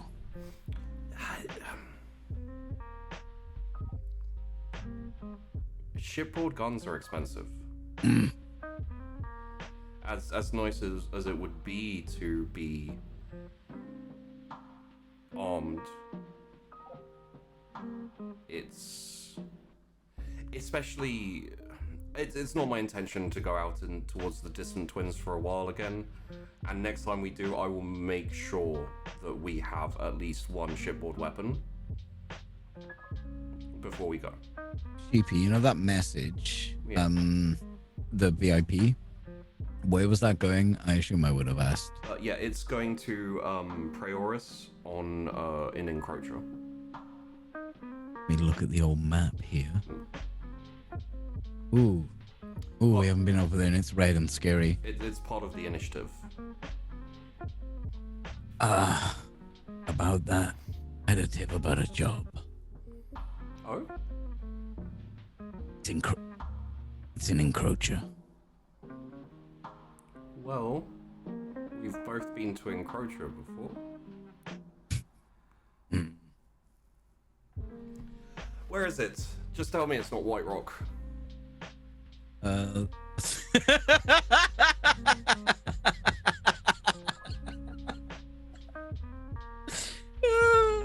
For those of you who don't know, he just said, please tell me we're not going to another fucking massacre where people were genocided in front of our eye. Prioris. Oh. Delivery 1 VIP. VIP? Do you know who they are? Nope. If There's you don't... someone who wants to go on our ship, so they probably wouldn't answer truthfully. All right. Where did you get the lead? Oh, buddy. Money's decent. Oh, is it Dell? Yeah. Okay. Oh, yeah. Sorry, they know each other. I would have said Dell. Yeah, it's cool. Yeah, Dell. I must have been trying to get in contact with us for a bit. I shouldn't have stayed out for too long. All right, I'll go call Delian, and I'll see exactly who the VIP is, and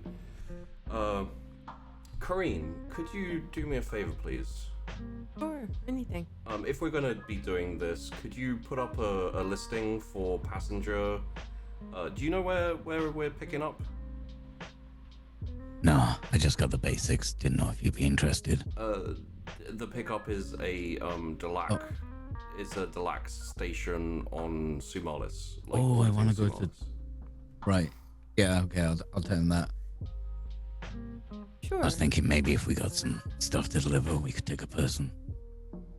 Well, we're not taking any cargo with us, so we can probably pick up a few travelers for if we offer them a cheap berth. We're not really kitted out for that, but I could clear out Yeah. warehouse. Well, Colton, can you work on making the cargo area a bit more sleepable? Maybe. How many rooms do we need? We only have one spare room. That will be for the VIP. The rest of them will be sleeping and living in the cargo hold. We If need more food.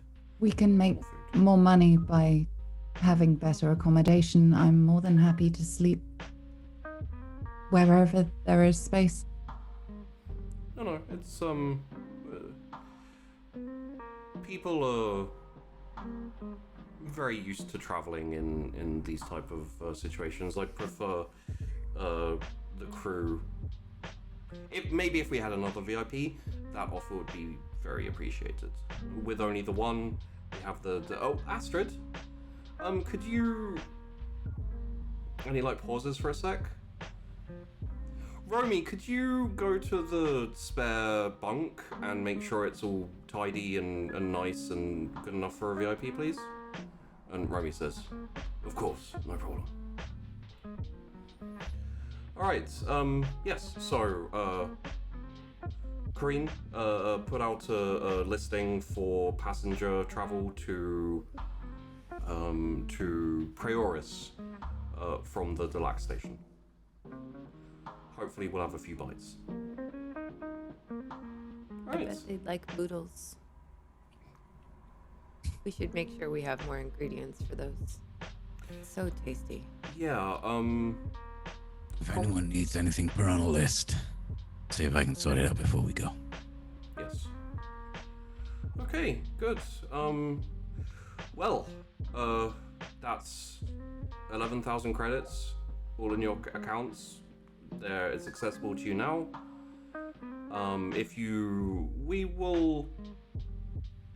Let's take off tomorrow. Have a rest today, huh? So, if you need to do any more shopping, if you need to go grab anything, do it today. We'll leave, let's leave midday tomorrow. You know, have a sleep in. Yeah. I'd say... Astrid, you any good with a torch? Why? Need to make some bunks. Oh, you mean like the blow? I thought you meant like a torch that would shine the light. Yeah, other torch. Yeah, okay. Yeah, I am. Yeah, okay. Right. Can you hold a flashlight? Can you hold a flashlight? I like that. That's what I was feeling like offended for a second. Like it felt like it was being like condescending. It's like, can you hold the flashlight? It was like, You're an engineer. Can you hold a I'm gonna need your conversation? I don't think Nomi should be throwing shade about that. rich coming from you, sweetheart.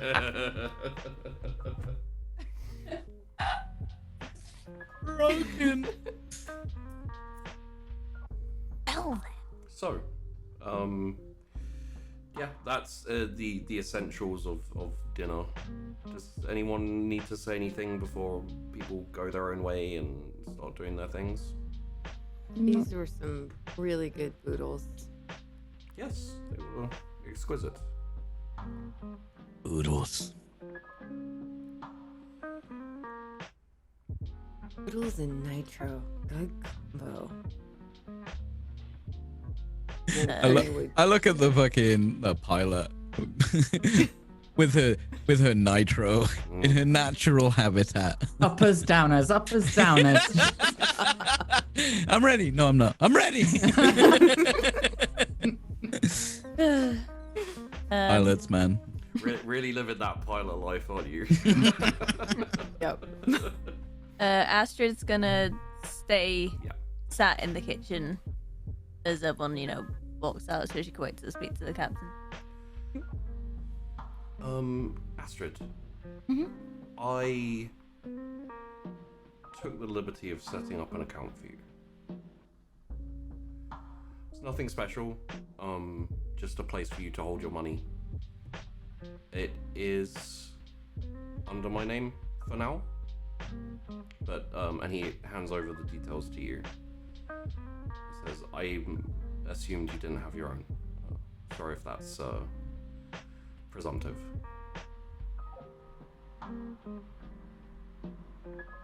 Well, thanks. I guess. When you get a moment, feel free to open up your own and transfer the money over. But until then, feel free to use this one.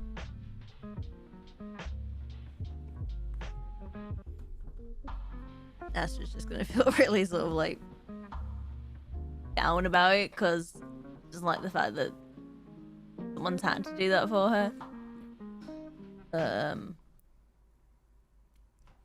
The problem is that everyone else has their own accounts already. Due to obvious reasons, Astrid does not. Yeah. Yeah.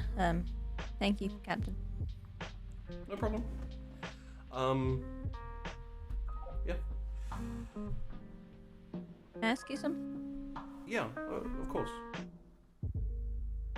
I'm just assuming it is just Astrid and the captain in the Just kitchen. Astrid and everyone else is. Unless anyone wants to awkwardly stand there being like... Back to my gun drills. Yeah, everyone's I'm moved back on the bridge. off downstairs and etc.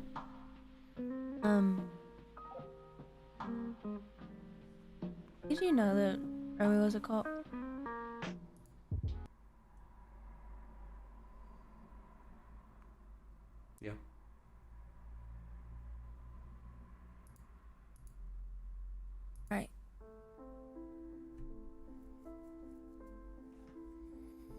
Why?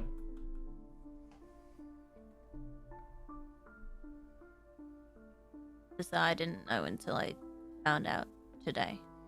And He I didn't guess tell I you. just had. No, and I guess that kind of upsets me a bit because I thought we were close. But I understood why he couldn't have told me before, obviously. But we've been on this ship for quite a couple months now, at least. I would have hoped you would have maybe wanted to speak to me about it. If it helps, I've known Romy for a bit longer than you. And he's never spoken about how he went from policeman to inmate. My guess would be it's quite a personal story.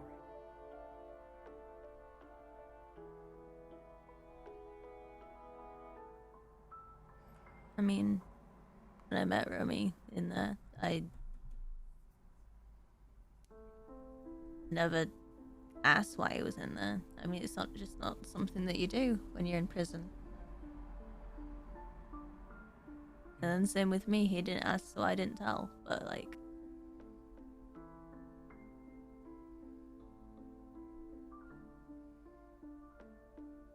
I just thought I knew him better. I guess I just thought that I knew him better than I did. Well, I- you know him well enough to know he's a nice guy. Yeah. Past that, I'm sure there'll come a time when he'll be willing to talk about it. Yeah. Okay? Thank you, Captain. Not a problem. And Astra's gonna go back down to the engine room now. Okay. A little bit of time passes as things are squared away, supplies are gotten. Colton, you'll be grabbing the supplies, and mostly I think it's probably going to be food and a few Mostly like, food, maybe odds and some ends.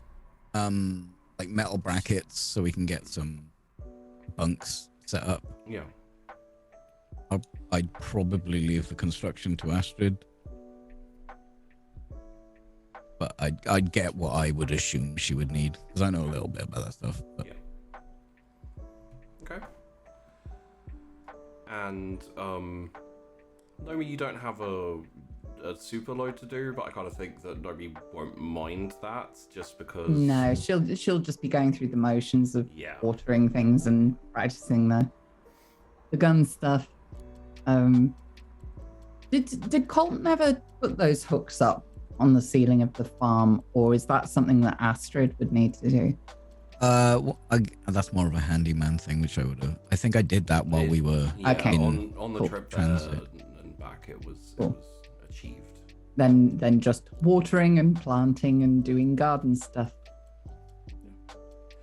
Kareen, you go to the Psychopath. console, put up a Yeah. listing for travelers. Yeah, I just explained that it's kind of standard cargo hold travel. Bring your own Maybe- roll and Yeah, and pillow, etc. Yeah. yeah. But we do have boodles. Mm. I totally put that in the list. Props to anyone that knows what it is.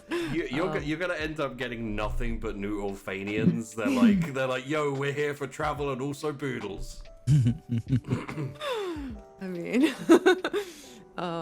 yeah, and then just like working out the route and plotting everything and all that.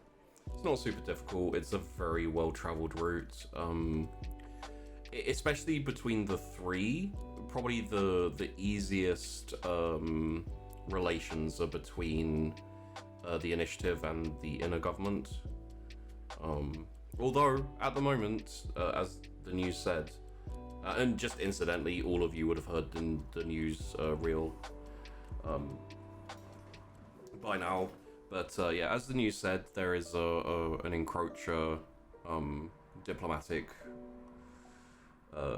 meeting being held at the moment, dealing with the pirate problem. So who knows where that'll lead. Yeah, so let's. I'd say the day goes, the night goes. Everyone.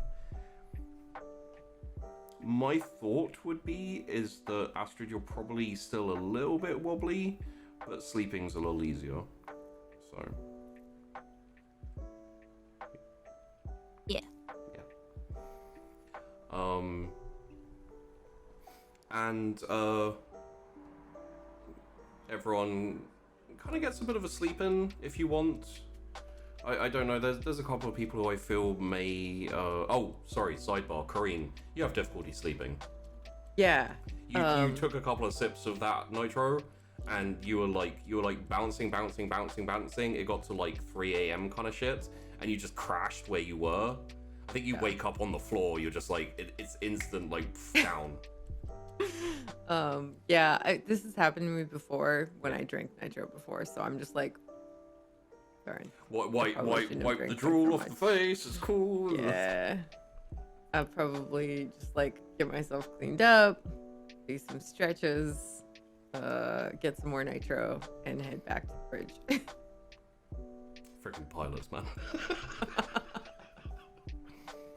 Nomi, I'm not 100% sure. I think it comes down to your thoughts, but She would be pulling much later nights at this stage. Like if she's hyper focusing, that's all she's gonna want to do. Yeah. Gonna have to force herself to sleep. Okay. So I was wondering whether she woke up early. I kind of feel like she might, sleep in for. No, she goes. Okay. Goes to bed when she goes to bed, but when the alarm goes off and She it's wakes up on time for the plants to go on, she wakes up. Makes sense. So. Okay. So we will end on the news that we have the captain has accepted the job. So we're going to be heading to Sumalis to a Delac shipyard to pick up the VIP and a few travelers. We'll find out next week exactly who everyone is and what they're doing. For now, we will sign off with the ship taking off, heading back into space for a little while until he gets to the station, and we'll pick up there next time. Oof. Psychopath. We have a good 15 minutes. I thought people might want a bit of time to have a chat today. So That fight scene though. Oh my god. No means Ghost in the Shell. I'm calling it now. Yes. She's got the hair, the whole look, the fit, everything. It's amazing. She enjoys killing. When did I say that? Well, by smiling and laughing while you did it. Super happiness afterwards too. Bit of a hint. Well, it's nice to do something you're good at. It's nice to be nice. One of the things I said before we started drifting and the show, right, is you won't be rolling for things where there's no challenge. So when the alleyway and I'm like, okay, so we're gonna go narrative because this isn't much of a competition. It's like, it really isn't. Those poor guys. They just wanted to make a dishonest living. Right? Oh, guys, they tried to fucking jump you. Fuck Now they're 'em. colanders.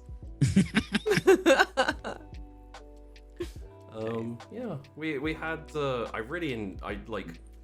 I have a question for Peachy, actually. Did you go to the beer and noodle bar because of the music I was playing at the time and you were like, Well, let's go to no. a steakhouse? No, it just made sense to he's a meat and potatoes guy, but this is This is space future. It's noodles, Oh yeah, yeah. beer and noodles. Which then you decided that the beer is part of the broth. So It just made sense. Like yeah, It does. It sounds amazing. I've made a basic description for the planets, but you can't build entire planets. It's ridiculous to be like, this city is like this and this city. So a reasonable amount of that was just essentially me and Peachy being like, yeah, these are new orphan things. this is just how it is. It just made sense as I'm going through it. I'm like, yeah, this makes sense. My instinct kicks in. I'm like, yeah. Do you want it in the bowl or do you want to pour it yourself, kind of thing? It's like, oh wait, they put the beer in the. Oh, okay. Yep, that's exactly what they do. And then you're like, it's Colton's turn to cook. Well, it's Boodles, isn't it? Yeah. Come on. It's perfect. If the YouTube videos had titles, the title would be Oodles or Boodles. Send boods. Tasty boots. I did really enjoy the chill chat. Like finally seeing Colton and Kareen get to know each other properly. Yeah. Like Where alcohol was involved, so it was a bit more free flowing from Colton than it normally would be. Definitely. But it's one of those things where like narratively you assume they've exchanged pleasantries and you know, like when they've needed to kind of back and forth, and they have a bit even in the scenes we've done. But that was the first time they've actually just chatted. So Yeah, it was nice. and now instead of wondering, well no, we're probably all still wondering about Nomi, but now everyone's wondering like, where did Kareen serve? I want to know about Astrid. Like, Oh I yeah. fucking loved that awkward gun conversation. Oh, it was really good. But I want to know. I need to know more. I have theories. Interesting. Oh, you know what? Screw it. We've had a few, like, over the snack shot and this episode, and the last one as well a little bit. We've had a few, like, mini reveals, things that... You know, one thing that's interesting is I think there's something that no one's picked up on. Which is, I'm not going to say it outright, but, Kareen, Tess, you know what it is. Good talk, descriptive, enjoyable. Okay, fine. The aunt. Oh, Yeah. what about her? Her name. Oh, yes. Yeah. Yeah. I You don't said think. the name, didn't you? Yeah. Yeah. It's just one of those things that I like going off what people in the Discord and on the comments have said. No one's picked up. Fuck it. No Yeah. one's picked up that her name's Delac. Hmm. Which is the same as Delac Industries. Yeah. Anyway. Yeah, a giant. I mean, I guess if you're not listening for it, but Yeah. Also, you told us about like the world and stuff, so I guess we know more about that. You guys. Also, kind of weird that 2 CEOs are dead. Yeah, suspicious. Yeah. Well, I mean, you don't know that she's a CEO. The aunt, she. Worked in government or something, maybe. Yeah. I actually don't know what her title was. No. I just know she worked in government. Either way. But it was 3 definitely a is a suspicious pattern. death. Yeah. That's only 2. Well, at Derelict least ship. it was suspicious to me. Derelict ships. Derelict ships are happening all across Derelict the... ships. Don't care. Suspicious. She's a government, corporate funded politician. Mm-hmm. Gerrymandering, is that what it's called? I'm not sure. I do like that when Kareen received that message, Tess was like, I'm trying to figure out where Nomi was. She was on the ship, right? Like, a few weeks ago? And now, I imagine even more. Tess is like, hey Nomi, what's up? Oh shit! No, that hadn't occurred to me at all. Now it has. Hey, did she come at me with a knife? We If don't not, know that. probably We don't fine. know. She You is don't know still that. sitting there, so no, she did not Yeah. come at you with a fucking knife. There we go. Ghost in the shell. So, Just don't try to stab me and we're golden. I'm just trying to grow some food. I think, seeing as everyone has weird and bumpy pasts, it would be interesting if we go around, pick a character with your favorite theory, and just shoot out an insane theory about who they are and what they do. Okay, PG. Nomi is some sort of vat-grown super soldier. And she's been like programmed to be the perfect assassin with all this like mimicry and stuff. That's yeah. Okay. But why the knowledge of plants? Where'd that come from? She can mimic anything. I just put the wrong disc in one day. Like, oh fuck! She's just really into botany now. Oh, They man. opened the wrong tab. Yeah. Not like in Demolition Man where they program him with knitting. Yeah. Oh, now she's a bottlist. Don't forget, if you do want, there are the 2 NPCs as well. If you want to theorize about them, let's go to Tess. Do you have a hot theory? I don't. Well, No? I mean, I'm assuming that Astrid was some kind of like criminal pirate person. I mean, innocent people go to jail too. No. The system works. I don't think she's innocent. How rude! Guilty people can be nice. But yeah, that's my theory. It's pretty decent theory. Amelia? I'm not very good with theories. Oh, it doesn't have to be a good theory. Did you hear Peaches? I just said you were ghost in the chat. No, but at least that's based on some like fact. My brain doesn't really hold past events very well. I'm very intrigued about Colton and why he's being so cagey about the fact people seem to know him really well. It is not something I can theorize about, but there's shit that went down there that is making him cagey, and I want to know what it is. He might be a bit well known for what you would expect, like Sex tape. yeah, absolutely. What? Oh wait! I have a thing for this. One man, one eye hole. Oh no! Do not want. There you go. Cool. Regretting everything now. Can you imagine if that's what it was? Like, he got kicked out of the army for doing a striptease at some presidential. he just had a bit too many boodles. His own medal award ceremony. Yeah. He's there just like flossing with his own metal arm on a table, wearing nothing I've but got my G-string. own trophy. Swap. Safi.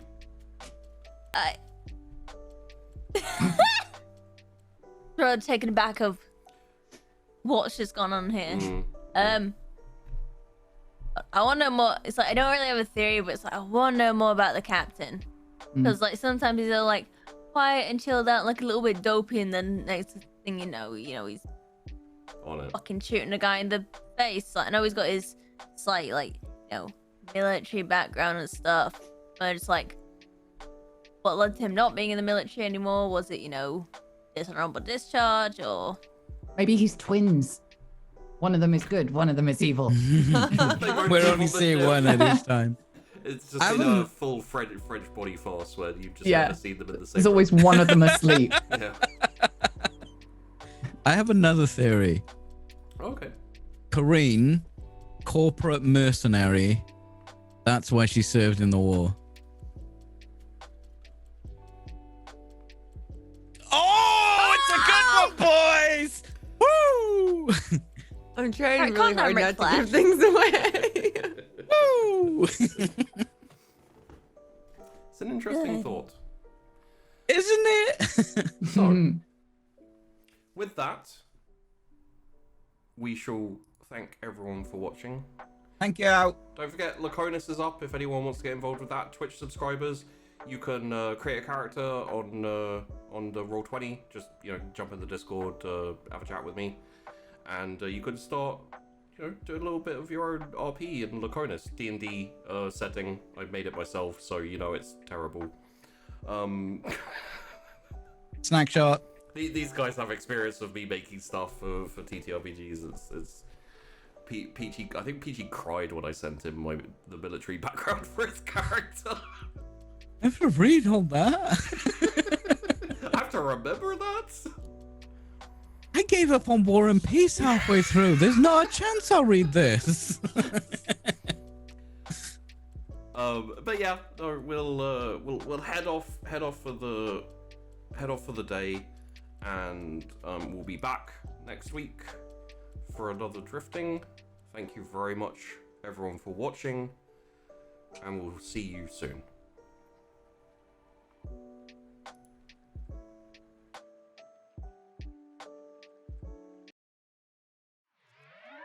Where do I move in this world? Could you please tell me what the hell I'm doing for it? Bring me to my knees. I'm so stupid. Would you tell me honestly if I wasn't meant to be what I see when I dream? Where do I move in this world? Could you please tell me what the hell I'm doing for it? Bring me to my knees. I'm so stupid. Would you tell me honestly if I wasn't meant to be what I see when I dream? It's a big, big world out there. Plenty possibilities. All of them is killing me soft. I want the real me figured out right here, right now. Is this lifestyle the right style for me? Only with time will I see. But by then it'll be too late. Looking in the mirror at a stranger's face. If I wasn't right, would you tell me straight? Or would you let me? Where do I move in this world? Could you please tell me what the hell I'm doing for it? Bring me to my knees. I'm so stupid. Would you tell me honestly if I wasn't meant to be what I see when I dream? Where do I move in this world? Could you please tell me what the hell I'm doing for it? Bring me to my knees.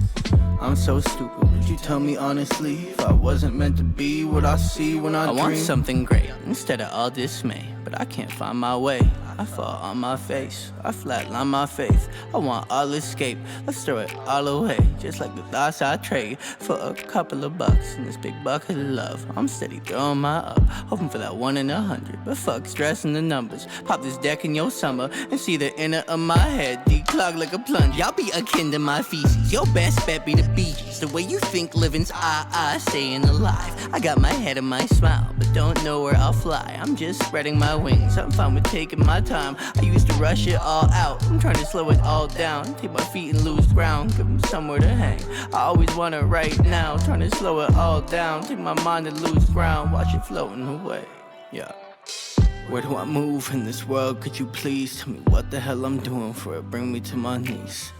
I'm so stupid, would you tell me honestly if I wasn't meant to be what I see when I dream? Where do I move in this world? Could you please tell me what the hell I'm doing for it? Bring me to my knees. I'm so stupid, would you tell me honestly if I wasn't meant to be what I see when I dream?